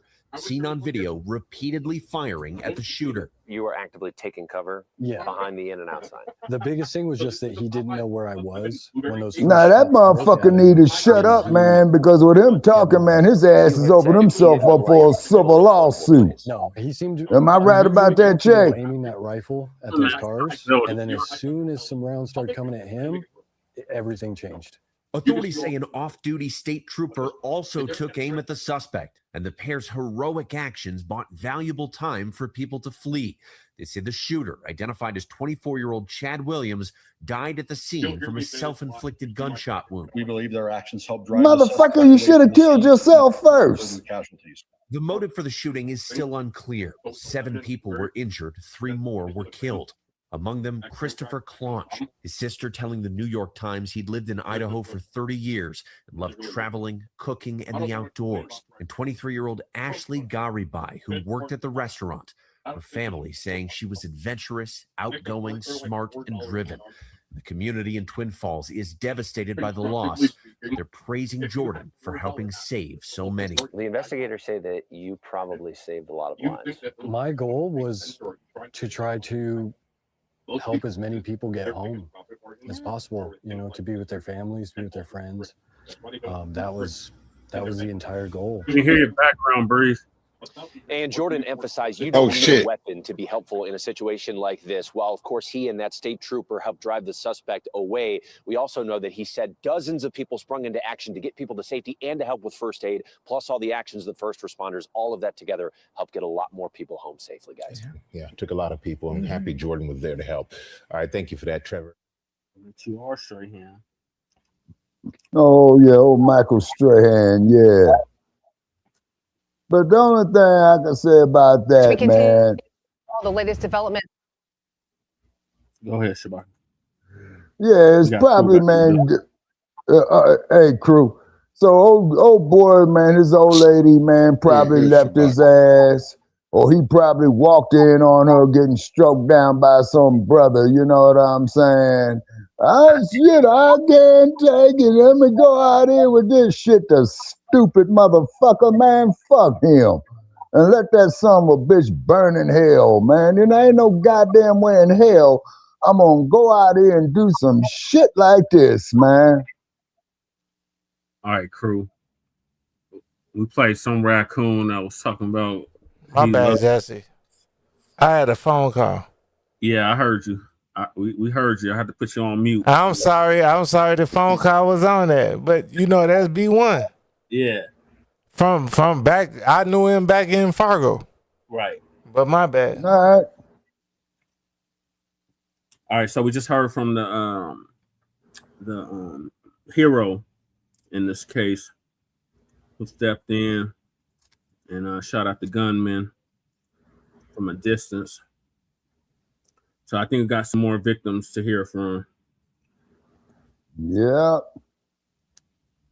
And In and Out gonna be open for an avalanche of lawsuits too on civil cases. Oh, and Jesse, this coverage, I'm sure reminds you of the Columbine shooting. Yeah, well, that shit was everywhere. That shit was Oh yeah, that's the first time I visited Denver, Colorado, Jay. About 2 years afterwards, man, I see Columbine. I said, man, that sounds like the name of where the crazy motherfucker was shooting at people, and people informed me, no, that is the location of it. Yeah, I said, well, okay, you know. But yeah, and the two perpetrators in Columbine also unalive Isaiah Souls at the same time. Darren Klebo, yeah, them suspected white supremacists. They ain't suspected, they are white supremacists. They were white supremacist trench coat mafia, yeah. Yeah, just like over there at the Aurora Theater, Jay, where you at, man, where they had the Joker in there. Yeah, that's where the dude shot up the whole spot. Yeah, shot up the whole goddamn movie theater. Hey, but guess and what, shit. Shabaka? Yeah. Shabaka, watch this, right? Yeah. So I went to the movies with my best friend, Ace, right? Yeah. His son got a Glock 30 on him. Damn. You give me them 45s, them slow ass 45s. Yep. Do you think anybody finna shoot up where the fuck me, Ace, and his son at? No. No. You give me, we're really on that shit, Shabaka. Like the referee says, Can't even protect hear yourself. Shabaka. Yo, I'm about to go to sleep because I got to be up early. Oh, yeah, you got to go. Hey, Breeze allergic to guns. No, he ain't. What are you talking about? I'll just fuck with you, Breeze. Yeah, Cruz is joking. But anyway, y'all have a good one. I'm That's gonna Breeze. catch y'all tomorrow, whatever, because I'll be in. Salute, Breeze. Salute to you, Breeze.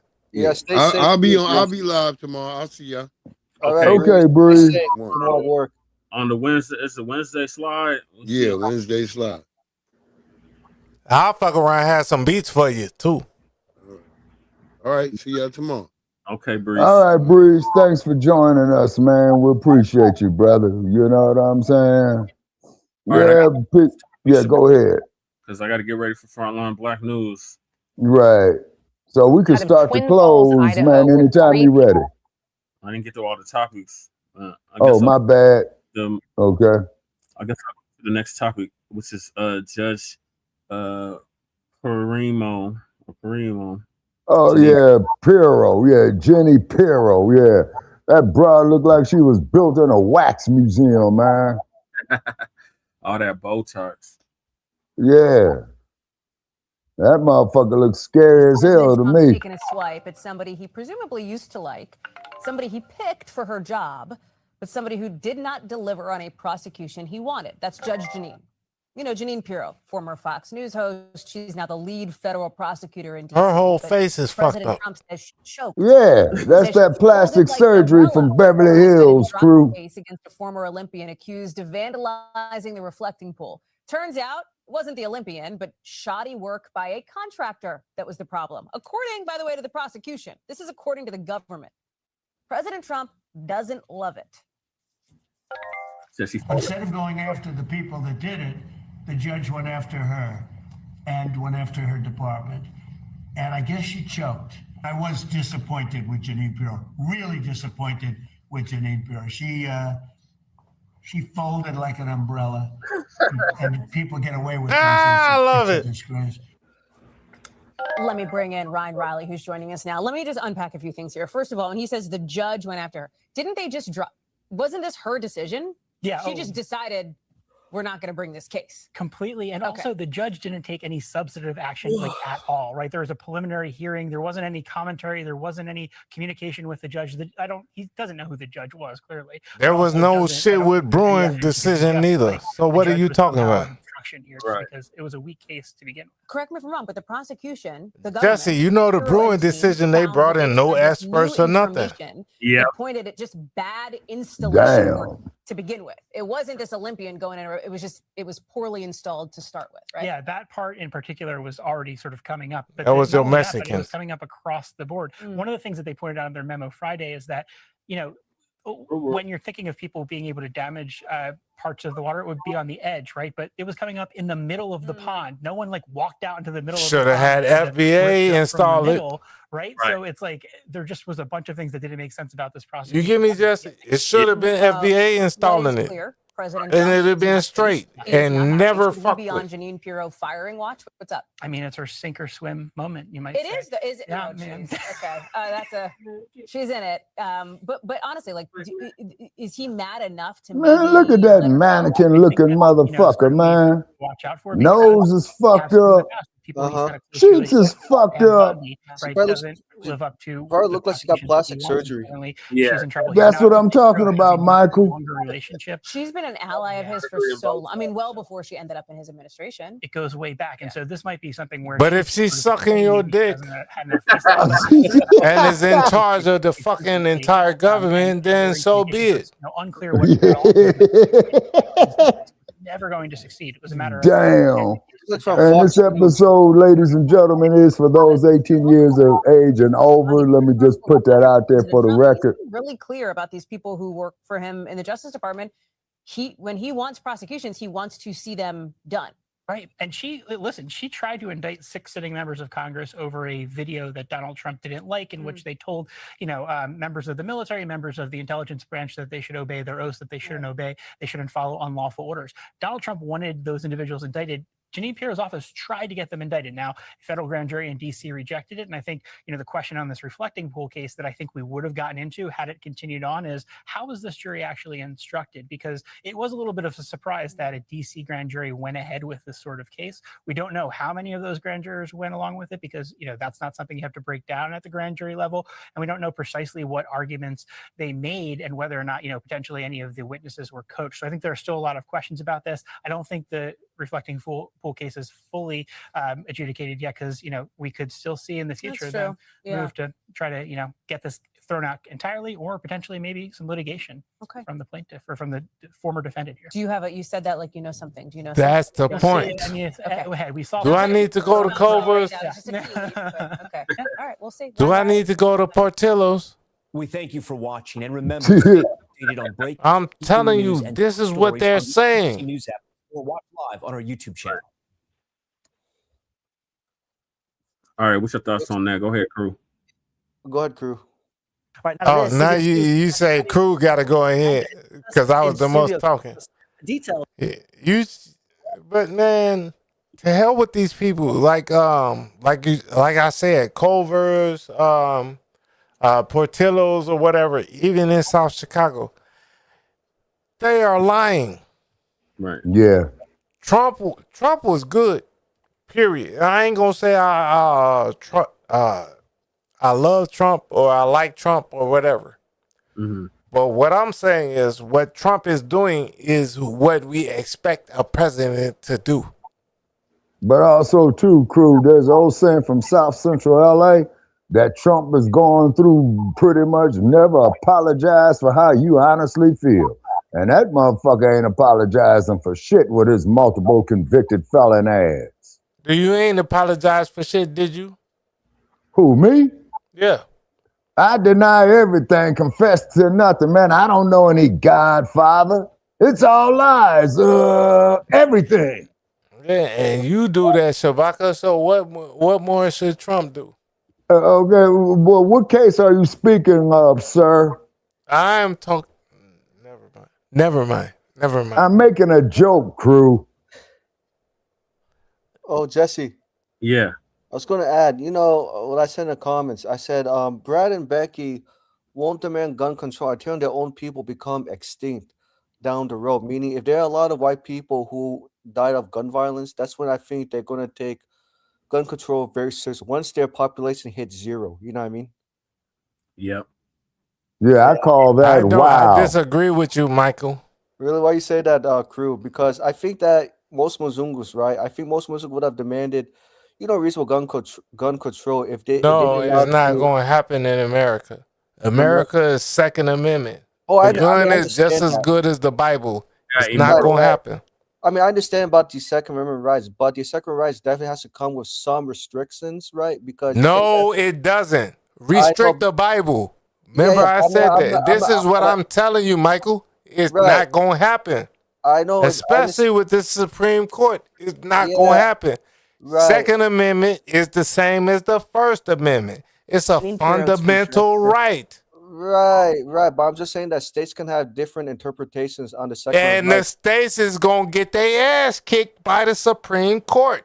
I'm telling you, it's not going to happen. Right. I'm just saying not always. Like going back to 94, when Bill Clinton signed the assault weapons ban into law in 94, it did not eliminate the Second Amendment rights. That fucking assault weapons ban in 94 was unconstitutional, and Clarence Thomas is saying as much. Yeah, the Supreme Court right now. Hold on, Michael. Michael, you're not American. No, I am American. Yeah, I was Stop fucking talking to me when I'm talking about American legal jurisprudence. Oh, I'm not. I am legal jurisprudence. My dad's a lawyer. My mom's a lawyer. My brother's a lawyer. Stop. I'm telling you, this shit ain't going to work. Right, I know, but I'm just saying that historically speaking. But you're just saying from your country. Stop it. I'm not saying from my country. I'm not. I'm stating the facts, Cruz. I'm not yelling at you, sir. I'm not. I'm just stating the facts. I'm yelling at you because you're telling me about my country and what my lawyers and my people do. I'm not talking about the lawyers. I'm talking about white America. Okay, come on, gentlemen. Let's keep it peaceful now. Let's keep it peaceful. We could disagree agreeably. I'm just saying that although Clinton signed the assault weapons ban into law in 94, it did not eliminate the Second Amendment's right. Let's be very clear. And it had a sunset provision. That means 10 years. It expired in 2004. That was the last time. That's all I'm saying. I'm not here to dispute the facts, but I'm just giving you to just give opinions. I'm just giving the facts. When it was signed into law, and then they had a sunset provision. That means it was good for 10 years. And after 10 years, there has not been any. So what about this Bruin? Michael. What about the Bruin case, 2022? I don't know about the Bruins case. Well, what I do know. But you talk. Come on. The Bruin case is the controlling law from the Supreme Court. Right. The Bruin case takes history and tradition. So now if Clinton put a law in 94, or if the National Gun Control Act came in 68, there is no fucking history or tradition of it since 1792. Right. But do you understand me? You're still talking over me. I'm talking. Right. Michael, let me finish what I'm saying. if there was a gun control act in 1968, and then there was this other bullshit in 94 that Clinton did, Right. then where is the text, history, and tradition from 1791 as per Bruin, as per the 22 Bruin case? Right, but there is none. None, right? But There is none. So it's all fucked up. Right, but Hold on. Let me read this so Michael understand where you're coming from, crew. So in June 2022, the Supreme Court issued a landmark 6-3 decision in Bruin, ruling the court struck down New York's restrictive concealed carry licensing law, established a Second Amendment protects an individual's right to carry a loaded firearm in public for self-defense. Regulation decision introduced a new legal standard requiring modern gun restrictions to align with the nation's historical tradition of firearm regulation, invalidate and may issue concealed carry laws across several states. Right. Now, also, too, Brother Che, you got to look at the Mulford Act out of California that was signed into law by that goddamn senile Grecian formula. Fuck And that Ronald Mulford Reagan. is thrown out too, under Bruin. So this supersedes the Mulford and any other Right, because it's federal. Because the federal supersedes the state law, right? As Clarence Thomas and all them at the Supreme Court said, right. Fuck all these laws. Right. Right, but they also allowed, by 94, they allowed the law to remain in place, but gave states the flexibility to enforce. But Crew is saying 94 is irrelevant now. Right. But I'm just saying that the 94 the assault weapons ban was not permanent; it was temporary. It had a sunset provision. That means it was allowed to I'm saying it's still illegal. It's still illegal under the Constitution. So anything that seems like it is still illegal. Right. But I'm just saying that eventually what I'm saying is that Brad and Becky are going to demand something serious. By the time their population is going to hit zero with gun violence, meaning the white race is going to be eradicated. I'm just saying. I know you guys have different opinions about it, which is fine, but I'm just saying that eventually they're going to demand legislation in the future. We don't know when. I'm just saying for white America, not for black America. Yeah, exactly, Michael, exactly. You see what I'm saying? And then when they elected that old senile motherfucker as the 40th president, man, say this is what caused a lot of that shit, that damn Ronald Reagan. No, I like how Trump is doing things right now, Shabaka. I really like how Trump is doing things. Well, Crew, you're a grown man, and that is your opinion, sir, and you are welcome to it. Me personally, I think the motherfucker belongs in Hey, Shabaka, do you like being able to have a gun? Hell yeah, man. You know what I'm saying? All right, so thank Trump. Thank Trump. No, that there would be, wait a minute. Do you want your gun license to work like a driver's license? Yeah, man. I say, man, a motherfucker should have a right to a gun without a damn permit, man, because it's supposed to. But hold on, old Crew. But keep in mind that it was designed for the slave owners, man, to suppress slave uprisings. Am I correct on that, brother? I got a phone call. I'll be right back. I mean, you're correct, Sabaka. You're definitely correct, Sabaka. It's like military. Okay, see, and then too, Michael, keep in mind, man, this is why they disarmed the Black Panthers, man, in Oakland, man, when they went into the California state legislature, man, where they quote unquote took the infamous wrong turn, you see, because they had wanted to go off into the state assembly chamber, but they went down on the state assembly floor and took the wrong turn, according to Mr. Seals' memoirs, right? But in actuality, it was the imagery that the Black Panthers had projected, them captured them black berets in those leather jackets, man, you know what I'm saying? And that scared the shit out of white America. You see what I'm saying? It really did. Well, man, you know, we really ain't treated these people the best way, man. So although they might be morally right, but we got to make sure that they are legally wrong. So this here gives the San Francisco Police Department, the Los Angeles Police Department, the San Jose Police Department to go in there, man, and to tear down their offices where they was just feeding kids. You see, the free breakfast program, you see what I'm saying? And it was open to all children, man. You know what I'm saying? Not just black children or what have you that they try to say, but it was open to all children. Because when you go to school, man, trying to learn, there is a definite connection, man, between the mind and the stomach. You see what I mean? Right. Right. Hold on, Michael. Yeah. What Crew was referring to was executive order on the Second Amendment rights that Trump signed in February of last year. Okay, so that was through an executive order. Okay, Right. now Fresh, yeah, okay. Now Fresh is talking about down there in the great state of Texas, Governor Bud. You know what I'm saying? The infamous Texas Rangers who specialize in capturing runaway slaves, you see, because they knew that, well, you know, we really ain't treating these people right. You see what I'm saying? So we got to come up with some type of roadblock to put in there so they could be unarmed to have us to be easily Jesse, killed. I gotta go make a run. I'll be back later. I gotta jump off the stream. My bad. Okay, thank you for joining. Thank you. Okay, Appreciate Crew, y'all thank you. having me up here. Yes, sir. Oh yeah, and thank you for joining us, Crew. You know what I'm saying? Thank you, Appreciate Shabaka. it. Hey, look, I know it's the next 6 months. I'll probably be mad at you.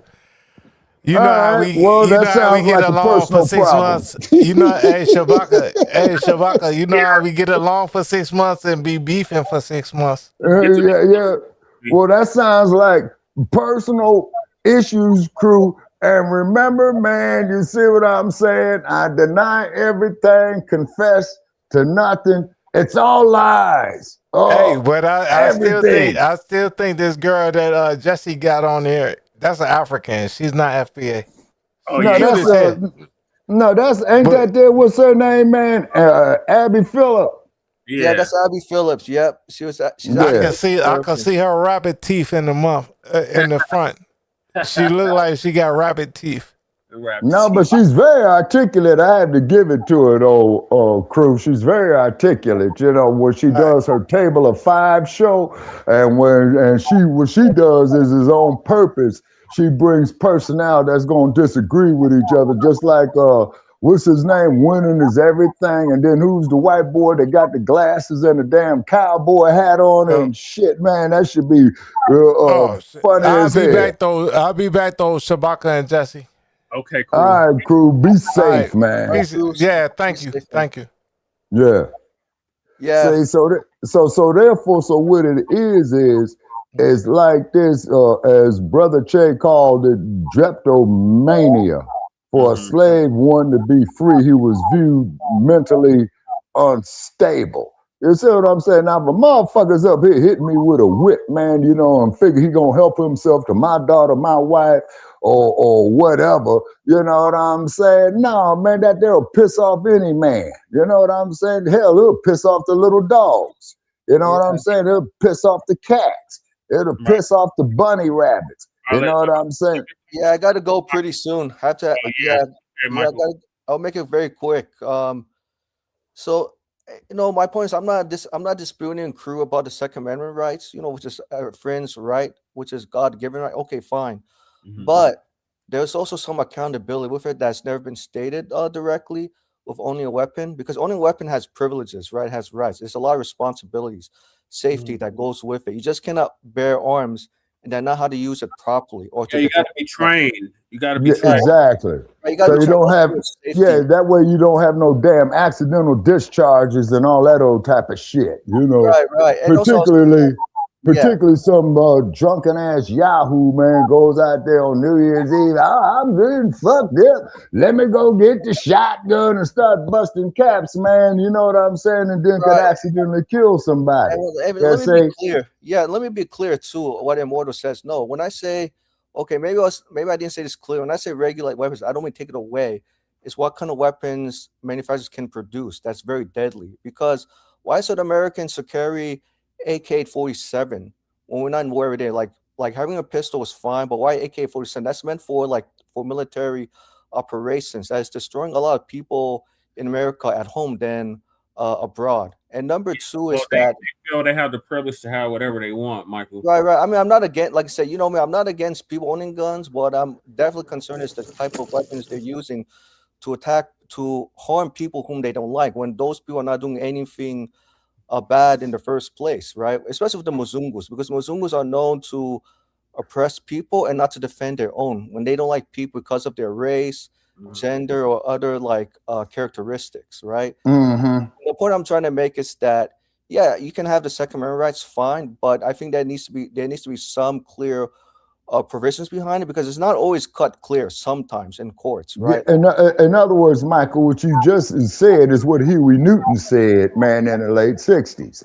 Any law that is so ambiguous that it cannot be understood by the common person is not a statute. That's right. It's too ambiguous. All right, You see what I'm saying? Yeah, and I'm sorry. Yeah, and I'm sorry. Like I said, I didn't mean to like upset crew about it. I'm just stating the facts. For like previous presidents, when they imposed the Gun Control Act of 1968, assault weapons ban in 1994, those were temporary provisions. Like it didn't allow guns out of our hands, Michael. Right. That was the whole point of it. That's why Out of hands. Got it. Okay. Exactly. Exactly. And then the cold part about it too, Michael, and giving Chase some more cannon fodder of what he's saying is this. Particularly after the Vietnam conflict, man, okay, they did not want black men, man, with that military knowledge. You see what I'm saying? Yeah, see, that's what the case with Geronimo Pratt was all about. Right. I mean, I was not, like I said, I'm not arguing, I'm not disputing FBI's defensible. I'm saying like white America is going way too far, unaliving people who didn't do anything wrong against them. You know what I mean? At public places. No, because they feel threatened, Michael, on a collective basis. Right, you see right. what That's I'm what I mean. saying? It's that fear, right? It's the fear perception that others are going to like unalive them when it's not the case. And also, Jesse mentioned about executive orders Trump signed last year about enhancing the Second Amendment rights. Like those executive orders can be reversed when the next president comes in. It has to be yes, they can. Yes, they can. And the Congress and the U.S. Congress, although it happens very rarely, that they could override him with that. If I'm correct on that, there, brother Che. They have 2/3 of the Congress. Yes. Yeah. Yeah. It's very rare, like you said, Shabaka, for Congress to override Trump's executive order on enhancing the Second Amendment rights. But at the same time, a lot of states have, flexibility. Like California, I'm sure you notice where you're from, doesn't allow, people to carry weapons in certain places. So it's really, I say it's really like flexibility, despite the Second Amendment rights being there, being like the law of the land, but there's some exceptions. So I think it's the keyword exceptions. That's not stated, accurately, and also it's very ambiguous. And speaking to Moro, right, Michael. Now you see the point right there. That's what Newton was saying with one of his cases up in Alameda County. It's too fucking ambiguous. You see what I'm saying? Yeah, I see what you. Yep, I definitely understand. I know, and they got to explain it to you. Okay, hold on, Michael. Just one more sentence. Okay, and they got to explain it to you in language that you understand. Exactly. You see what I mean? Terms. Make it so easy a 5-year-old can understand it. Exactly. I gotta go quick, but Immortal very quickly. But gun violence. To be honest, look, I'm not advocating for government to take away guns from law-abiding citizens. However, there are a lot of people who are mentally unstable to carry arms. That's what the red flag laws are about. Like we got red flag laws here. Yes. But red flag laws in some states are like have been weakened, or they have not been strengthened to really ensure the safety of people. You know what I mean? Because there are people who purchase weapons before and never had to go through a background check. And guns, exactly. And that is a problem. Some people kill people. You got to have somebody behind that trigger. Right. Exactly, because the trigger will not disarm. The trigger or the round will not discharge on its own. Right. So I'm just saying it's better to have a gun permit, just like you need a driver's license to operate a car to prevent the police from taking weapons away. That's what I'm only advocating. I'm not advocating for like weapons to be taken away totally, but I think there should be some exceptions because we cannot have so many people dying every day of gun violence in this country because they didn't do it because of this perception or this fear Muzungus have. You know, I mean, it's crazy. I'm just saying for Muzungus. I'm not advocating for saying this for Black, but eventually Muzungus, they're never going to demand, results at the end of the day when their own people are going to hit zero population by 2040. You know what I mean? Damn, man, and that's only 14 years away. Yeah, I mean, I'm predicting. I'm not sure it'll be 2040, but probably closer to it, or even like much longer than that. But I'm pretty sure it's moving very quickly. Oh yeah, it's Yeah. very celebrating. Yeah. Yeah. Yeah. Okay, And- so and it really, yeah, Phillips, go ahead. we're definitely pressed for time now. Yeah, I gotta. Yeah, I gotta Absolutely. go. I'll catch you guys. I'll definitely catch you guys later. I have a client in the morning at Okay. 9 a.m. But I'll definitely keep Coming up. Yeah, I definitely Okay. emailed Ro Khanna for reparations meeting between August 10th and 13th, and I reached out to his staffer. His staffer told me that Ro Khanna is on recess. Oh Lord. Oh yeah. Yeah, Shit. I'm so sorry to tell you guys. I was trying to get it. So there won't be no meeting on the 12th or 13th. Is what you're saying? Probably not, but we'll see. But if Ro Khanna's not available, I'm hoping at least we can book a meeting for staffers at least.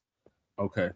Yeah, well, I'll keep I'll posted, keep you guys Michael. posted. Yeah. Oh, before you leave, Michael, drop the link to the move on petition. Oh yeah, that's right. Okay, yeah. Let me check. I think I have an email. Let me do that. Yes, thank you. To be hanging in the balance over the DC U.S. Attorney's decision to drop charges against a former Olympian who was accused of vandalism, among other people, at the reflecting pool. Now, sources say it is highly likely that she'll be fired. Another administration official described the president as blindsided by Pirro's reversal, which instead blamed a botched renovation. All right, by send the contractor comment and section, criticized Jesse. the Interior Department. Thank you, Michael. Interior All right, Secretary good night, guys. Doug Thank Burgum you. pushed back Okay, hard Michael. on that. And we're told that Burgum and Pirro met with Trump at the White House this evening. When pressed by reporters about her future at a signing earlier today, the president didn't hold back. Janine Pirro made a mistake. It was vandalism.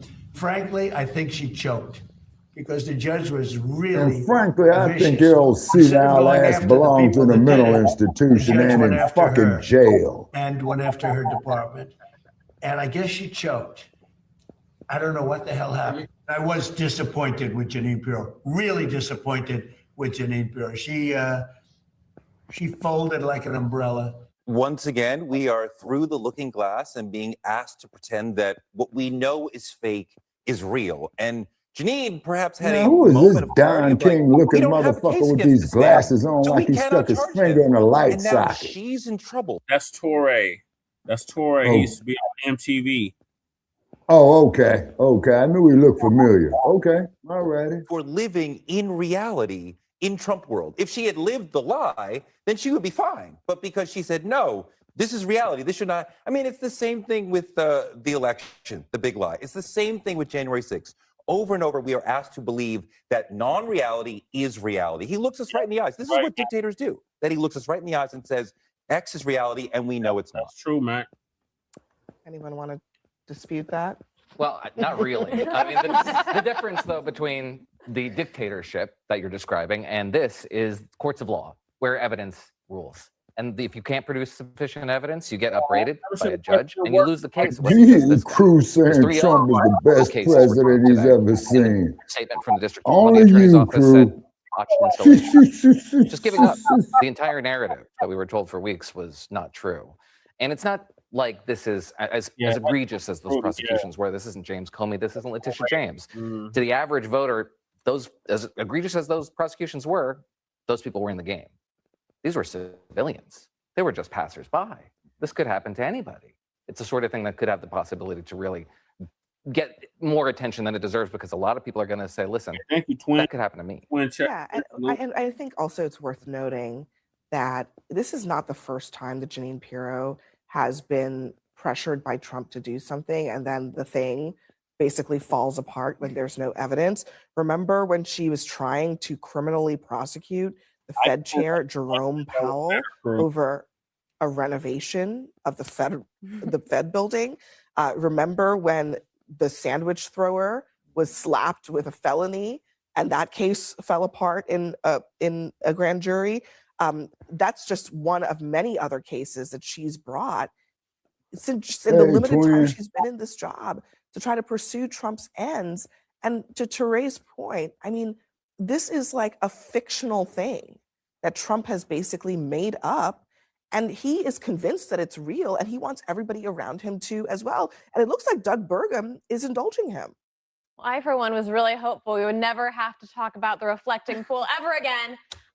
Here we are. Sorry, he won't let you. He won't let you, Lydia. Sorry. Janine Pirro is doing her job. You know, she's going where the evidence leads, and we'll see what happens. Trump tends to be more loyal to his people he's known a long time, so I'm curious to see how this plays out. But Janine Pirro If she is loses doing her job over this.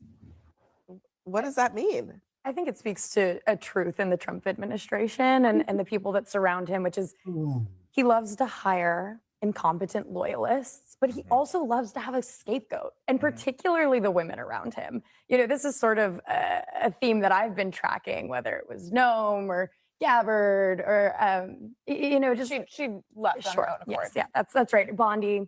But I think there's this trend with Trump where he creates his own problems, but he also creates his own teams. And when people fail to fall in line or fail to execute on almost an impossible task like defending this, he's unafraid to throw them aside. I think it's I agree with all that. I guess I would say, to Noah's point, the real problem here is that Janine Pirro had to appeal to a court of law. She had to present facts. And of course, the court recognized that this was a lie.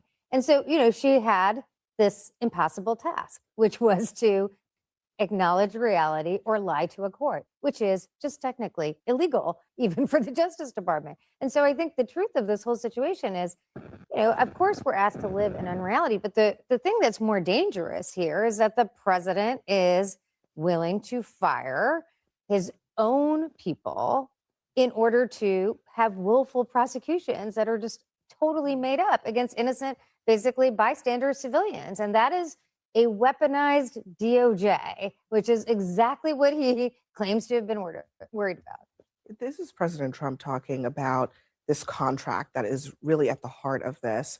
It's a no-bid contract that went out to some contractor that he had you know, apparently had a previous relationship with. And this is what he said back in April versus what he said today. Now, I'm not saying I was 100% thrilled with the contractor, but the contractor was rushing. We wanted to get it open for July 4th, and we got it done. Yeah, by the way, I didn't know the contractor. Everyone said the contractor. I didn't know the contractor. But when it was completed, it was perfect. I said, you know, Doug, I have a guy who's unbelievable at doing swimming pools. I'm going to send my contractor over and take a look. He looked at it. He called me up. He said, so we can do something on it.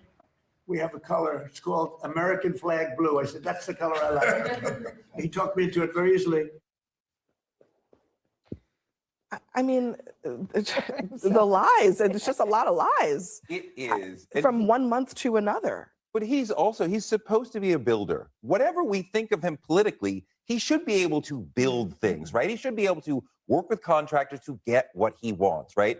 But clearly, again, he's unable to do that. He's actually falling back on the thing that America first became knowing him all about, firing people, right? That's what we're getting back to here. But also, I mean, this contract has been rife with problems from the beginning. As he pointed out, in other words, it's ambiguous as hell. It cannot be understood by the common person, so that motherfucker's null and void. Several times over, more than he said the whole project. Am I right on that check? He used this rarely used exemption that is supposed to be used to prevent serious injury, financial or other, to the government in order to get this contract through. So I guess it shouldn't be a surprise to any of us that the president cutting corners on this project and elsewhere, by the way. Let's not forget there's a whole hole where the East Wing used to be. All kinds of things at the White House have been torn up, and God knows what those arrangements have been. But this is a very vivid example of what it looks like when there's no oversight, which there is supposed to be for things like this. I mean, to your point, if there was a little less tolerance on the part of Republican lawmakers for this sort of thing, you'd probably see less of it because there'd be a check and a mechanism to enforce some sort of propriety on the president. They don't really do, Republicans don't really do him a lot of favors by indulging in these fantasies here. But the misuse of taxpayer dollars, as bad as that is, doesn't rise to the level of the abuse that we've just seen, charging of private citizens with crimes that cannot be proven in court, much less probably an indictment sought before a grand jury. These indictments were simply handed down. Yeah. So I think we're talking about apples and oranges here, and those oranges are really, really bad. The Yeah, apples are just I would agree with kind that. of bad. I would agree with that because I mean I think that the damage that is being done to regular individuals is the story here, and also Trump's willingness to weaponize the federal government to pursue his imaginary aims is what this story is about. That's scary. And we did watch in real time as this renovation happened. I mean, people were documenting it on their runs on TikTok. And it came as no surprise to us when the paint started peeling up and the algae blooming. But, you know, I want to uplift something that I was seeing as a narrative online, which was people were saying, you know, this is my paint chip. Maybe I'll sell it for $250. And then commenters were joking, I already paid $14 million for those peeling paint chips. Also, can I Well, it just say sounds it's like they so got their weird heads how much bumped. time he spends on this stuff. Like, you know, I will say Americans are worried about gas prices and other things. And the president spends so much time on this reflecting pool and then defending the reflecting pool and then attacking his U.S. And then attorney. having meetings with people at the White House about the reflecting pool. It's like, Yeah. it's like that and the Iran war are kind of even to him. Well, I mean, we don't have time to play it, but you know, Maggie Haberman at the New York Times, who knows Trump very well, she says she believes it's about 70% of his mind share right now that is devoted to these projects, and it's not a joke. She's being very serious. And when you look at as he ages, when you look at there his is less public mind share to go around. comments, look, you can just look at his public comments. How much does he talk about this stuff? Almost every single Many day. of them have been quite successful in cleaning up It the doesn't. fountains. It literally and- doesn't But matter. Why does he It's care? about the so priorities. gaudy and tasteless. The gold in the Oval Office, outside of the Oval. Again, it's not a left-right thing. It's just disgusting. You right, DOD Black. You'll get no argument from me, sir. You are absolutely correct. I could not have said it any better myself. He deserves to go Now turn right to the straight to nomination of fucking Todd jail. Blanche to be Attorney General. All right, so the next one is Todd Blanche or Botch. What is it? Blanche. Blanche. To serve as the attorney. So the Yeah. Senate Judiciary Committee votes on it. Clerk will call the roll. Aye. Mr. Lee. Aye. Mr. Cruz. Aye. Mr. Hawley. Aye. Mr. Tillis. Aye. Mr. Kennedy. Aye. Mrs. Blackburn. Aye. Mr. Schmidt. Aye. Mrs. Britt. Aye. Mrs. Moody. Aye. What? Mrs. Graham. Aye. Mr. Durbin. No. Mm. No by proxy. Ms. Klobuchar. No. All the Democrats voted no. No. Mr. Blumenthal. No. Ms. Rono. Mr. Booker. No. Fuck him. No. Mr. Schiff. No. Chairman Grassley. Aye. On this vote, the ayes are 12, the nays are 10. The nomination will be favorably reported. Before we adjourn, I have some letters I want to put in the record from, well, I'm not going to bother to read it. It's not worth reading at this point. What the fuck you mean, man? You ain't gonna bother worth reading it, man. Then fuck what you talking about. The fuck he mean it ain't bother worth reading it, man? Get the fuck out of here. That's dereliction of duty. Am I right on that, brother Che? Yeah. He said, fuck reading it, just pass the shit. You know what I'm saying? Just like when they got a motherfucker on the become. Senate floor. Oh, And now this that is- broad over This there. is, well, let's go straight to Harris David's phone, 'cause I Faulkner, think we're trying to take go the to slide hell. to simultaneously split screen. David. Yeah, hey, Harris, no problem. This was the Senate Judiciary Committee. They just voted 12 to 10. 12 Republicans, all Republicans voted to advance Todd Blanche's nomination to the full Senate floor, which will happen later this week. So Todd Blanche has now advanced out of committee to become the Attorney General. He still needs to go to the full Senate floor.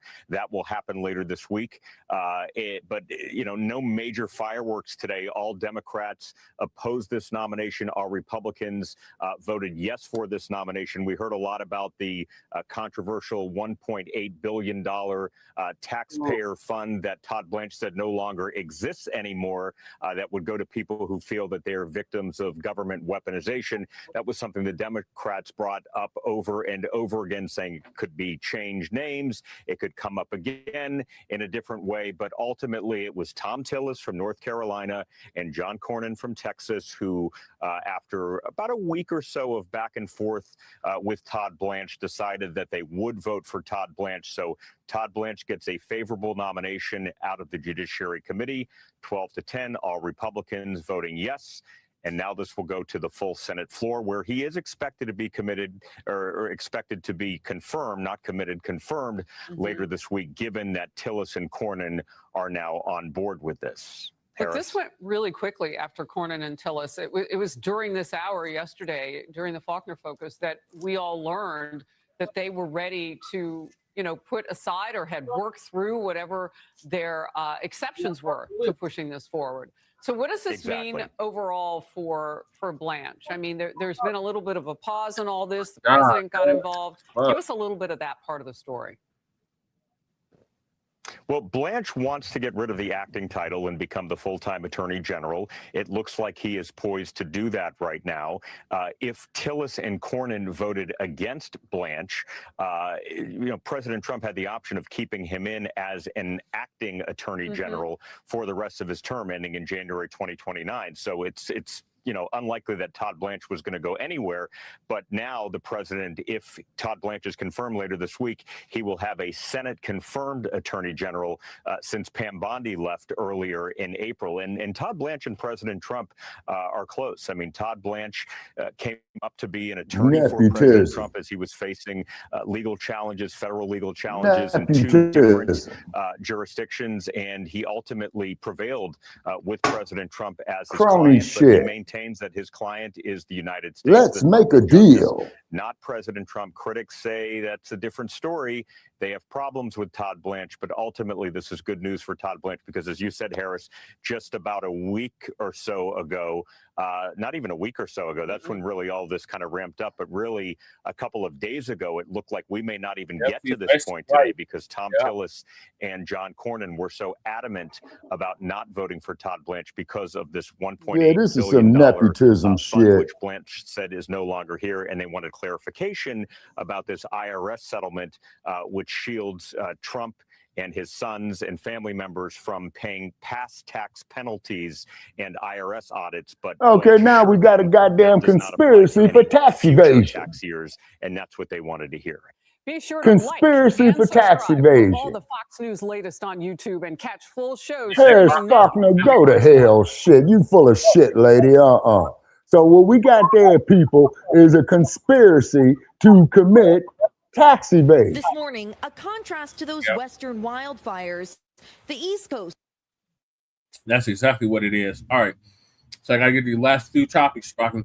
So I got the flooding in the Northeast. I got the sundown towns, how we dealt with the sundown towns. Right. And there was one more thing. What's the last part? There was one more thing after that. What is it? The cyber threats to the power grid. Oh, yeah. Yes, sir. The cyber threats to the power grids, man, it's like this shit of what I'm going out here through, right? This shit is pre-planned, man. Like all these damn data centers kicking all this radiation up. Like when I look at these high lines out here in the desert right here, you see? And like I told you, Brother Jay, I got 2 of them damn towers, within a quarter mile of where I'm at, man. And I'm having problems on my goddamn laptop and shit. Yeah. So I'll probably have to hold the last 2 to Frontline Black News. Okay, that'll be fine. So let me get to the flooding and then we'll wrap it up. Okay. Hit with storms and flooding. Slammed by rain from the... These motherfuckers arguing or fighting on my flow. Oh, never a dull moment, huh? Never. Bro, I was screaming like the damn Blair Witch Project.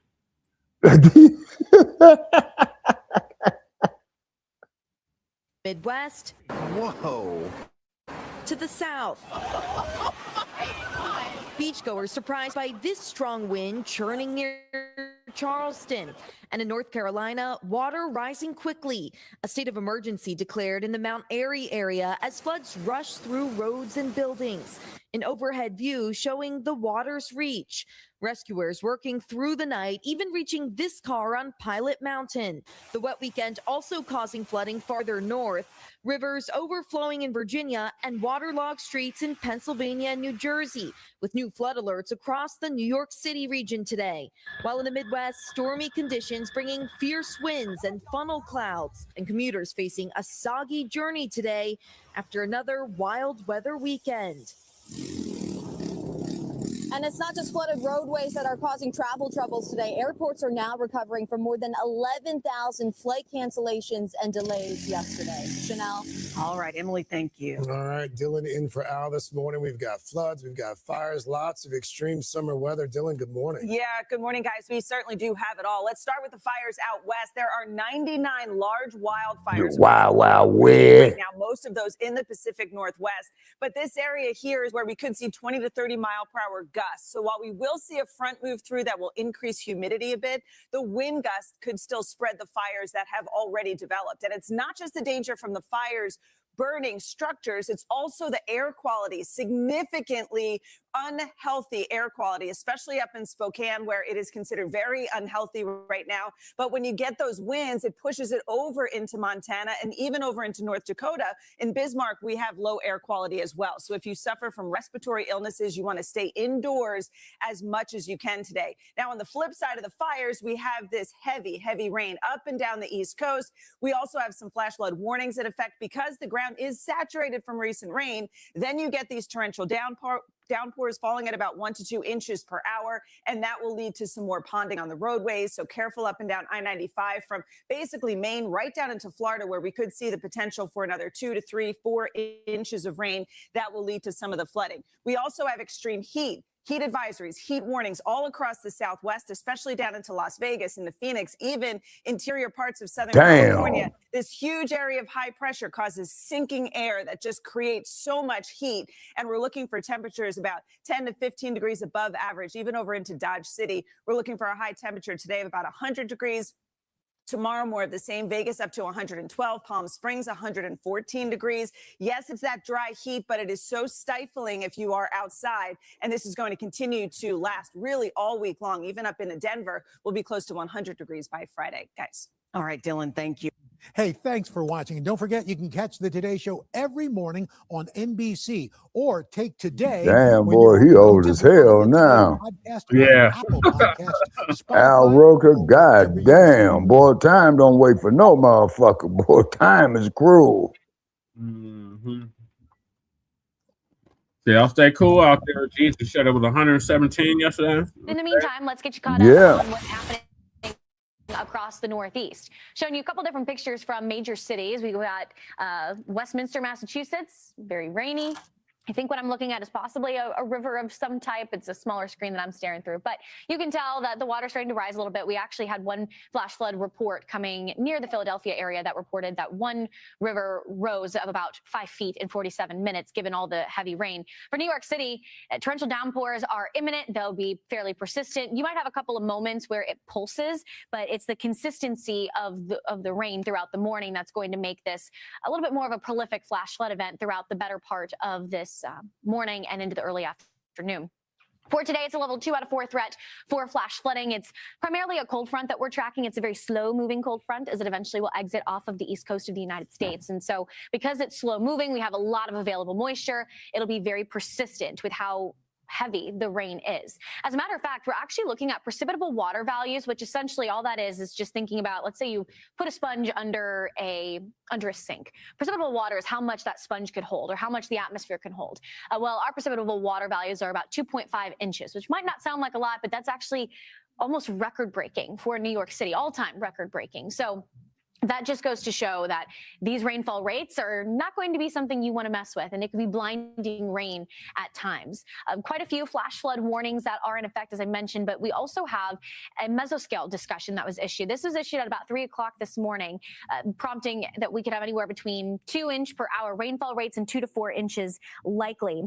Just a couple of other wordings from this mesoscale discussion, basically saying that we have ample moisture that's allowing for efficient rainfall production. Cell motions will likely continue to increase with strengthening deep layer flow. So essentially meaning that we are going to have cell motions moving from the south to the north, and it will be very persistent. So almost this backfilling effect of these storms. Flash flood warnings for New Jersey. Right now, a lot of that rain is since pushed off towards the east, but I think where we might get stuck more consistently is for New York City out towards Long Island, the Brooklyn, Queens boroughs. Those are two boroughs that I think might have the worst time trying to handle this. You know your borough better than anybody else. I used to live over in New Jersey for a little bit, and I knew the second we had a thunderstorm, we were going to flood in one area of our neighborhood. And so those are the spots that are going to see it first. But unfortunately, when you have a lot of these areas that are so densely populated, you have folks that live almost in a basement type of the townhome, and those also have a high propensity to flood. Over the last, I put it out to 6 hours, but it's really more of a 3-hour rain total. At this point, we're looking at about ½ an inch, but we'll likely get close to the 1 to 2 inches. And just looking at that stripe of rain for spots a little bit further out towards our west, that's what's heading in our direction. You can see how it's going to get fairly torrential. We've got one flash flood report that is just southeast of Wyckoff, and this is in Washington Township. Flooding on New Jersey 17 southbound north of Glen Avenue. All lanes are closed. So you think about morning's commute. Thankfully, we've got a lot of subways, walking transportation. So the good news there is that there's many ways to get to work. But if you are a driver, you could see some pretty significant slowdowns. And a state of emergency was declared in Surry County, North Carolina. This after destructive flash flooding occurred yesterday and even into today.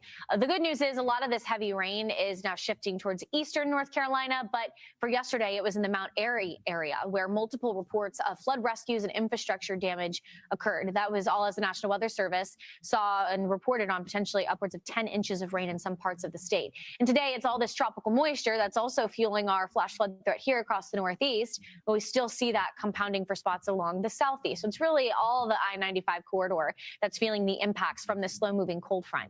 Before we get into the now, let's talk about what happened over the last few days, because it was a flash flood emergency for the Mount Airy area, and that occurred early yesterday morning before the sun even rose. And so when you think about mountainous communities, a lot of people that are trying to possibly camp, you have camping that are happening.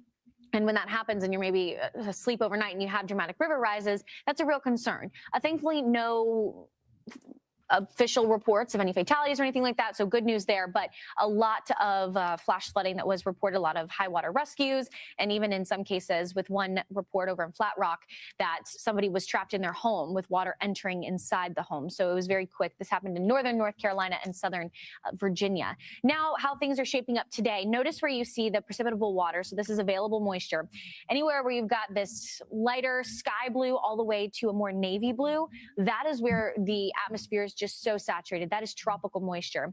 And here's this cold front that we've been tracking through parts of the southeast. Notice if you're in New Orleans, you're actually having the winds coming from a more continental air mass. Yeah, you're still a little humid, but it's not as uncomfortable as it was yesterday. Just south of the New Orleans area, there was a flash flood warning that was issued at probably about 9 o'clock central. But now we're still focused on those winds pushing from the southwest, moving towards the northeast. And so it's keeping a lot of heavy rain for a spot like Florida's Big Bend. So thinking about an area like Gainesville, Cedar Key, even into Orlando, you guys might see more persistent rain throughout the latter half of this morning and into early this afternoon. But it's the Cedar Key area that in some cases, if you look back to the last 3 days, have seen upwards of about 8 to 12 inches of rain. Thankfully, Florida, they do have drought. So overall, I think this is going to be a good thing, at least in terms of agriculture. But for any beach vacationers out there, maybe not what you want to have happen. But if you are maybe, let's say, more so in the central half of the Panhandle, I would maybe go to the western tier of the Panhandle. You might have better beach days there.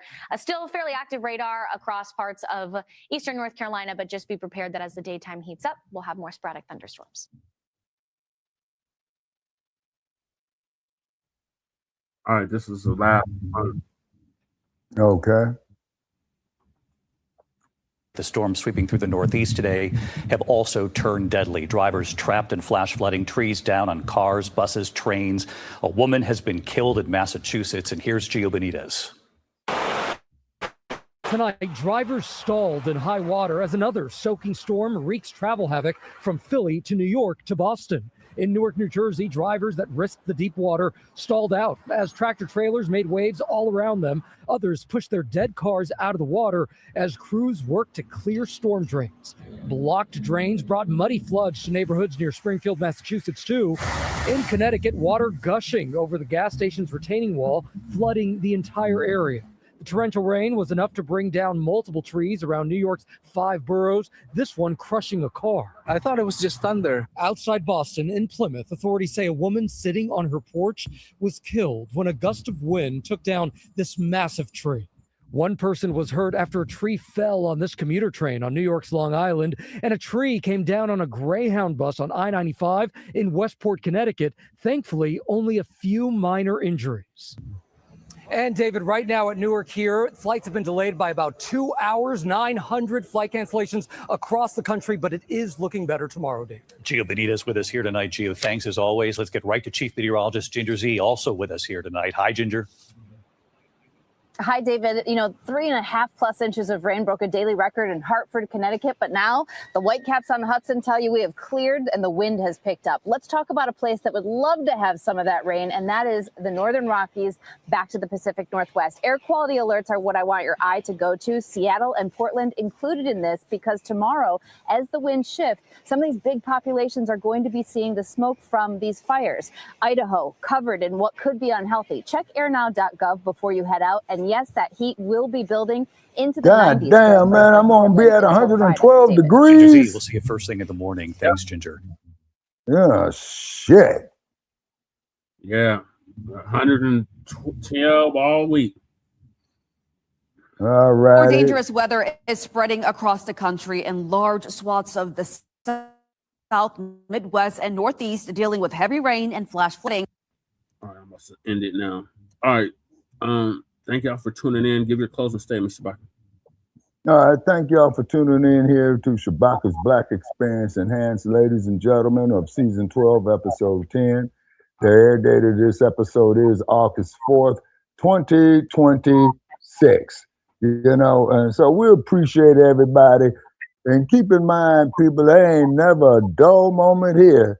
But if we did have dull moments, it wouldn't be Shabaka'S Blacc Experience Enhanced. My closing, Brother Trey. Okay, thank you to Breeze for coming through. Shout out to Crew for coming through. Shout out to Michael for coming through. By all means. OD to Black. Thank you for coming through. Shout out to Mac and Twin for coming through. Shout out to Fresh Always for coming through. Shout out to Goddess Nobby for coming through. Right. And please, let's get those 2 subscribers for the YouTube channel, Gen Up One, where we can start going live on there as well, because this will enhance the Black experience even more so. Yeah, let me put that link in the chat. There's only 3 people watching, but if y'all 3 people that's watching could hit this link on your way out, that'd be great. Hit that subscribe bell on that. Yeah, we appreciate y'all tapping in. Join us in about an hour or less for Frontline Black News. Okay, Brother Trey. And guess what, Brother Trey? I didn't have to stick this cell phone in a damn freezer, man, to cool it down. Yeah, that's a first. Yeah. So we'll see y'all in an hour for Frontline Black News. Season 6, episode 37, Trey 7, part 3, continuation. And then please donate as much as you can. Brother Che is going to have the link on the next episode for Shabaka'S Blacc Experience Enhanced, because what we're trying to do, people, is to get these platforms to be self-sufficient, where we can draw some top-of-the-line sponsors. You see what I mean? And then after I'm gone, just off the law of biophysics, keep it up and running, you know? Yes, sir. All right, so this is going to conclude Season 12, Episode 10 of Shabaka'S Blacc Experience Enhanced in conjunction with the Frontline Black News. Join us in about an hour for Frontline Black News, and join us this Friday for Grand Rising with Shabaka and the Chase. So peace. That's right. Reparations, separations, and delineations in Black empowerment chain. Nkrumah signing out from the Mile High Income and illegal migrant flooded city. And Shabaka signing out from the Sin City. Come on. Come on, 7-Eleven. Blacc. Yes, sir. Okay, see you in about an hour, Brother Che. I'm out. Okay, and thank you, sir. Yes, sir. Peace. Okay, always.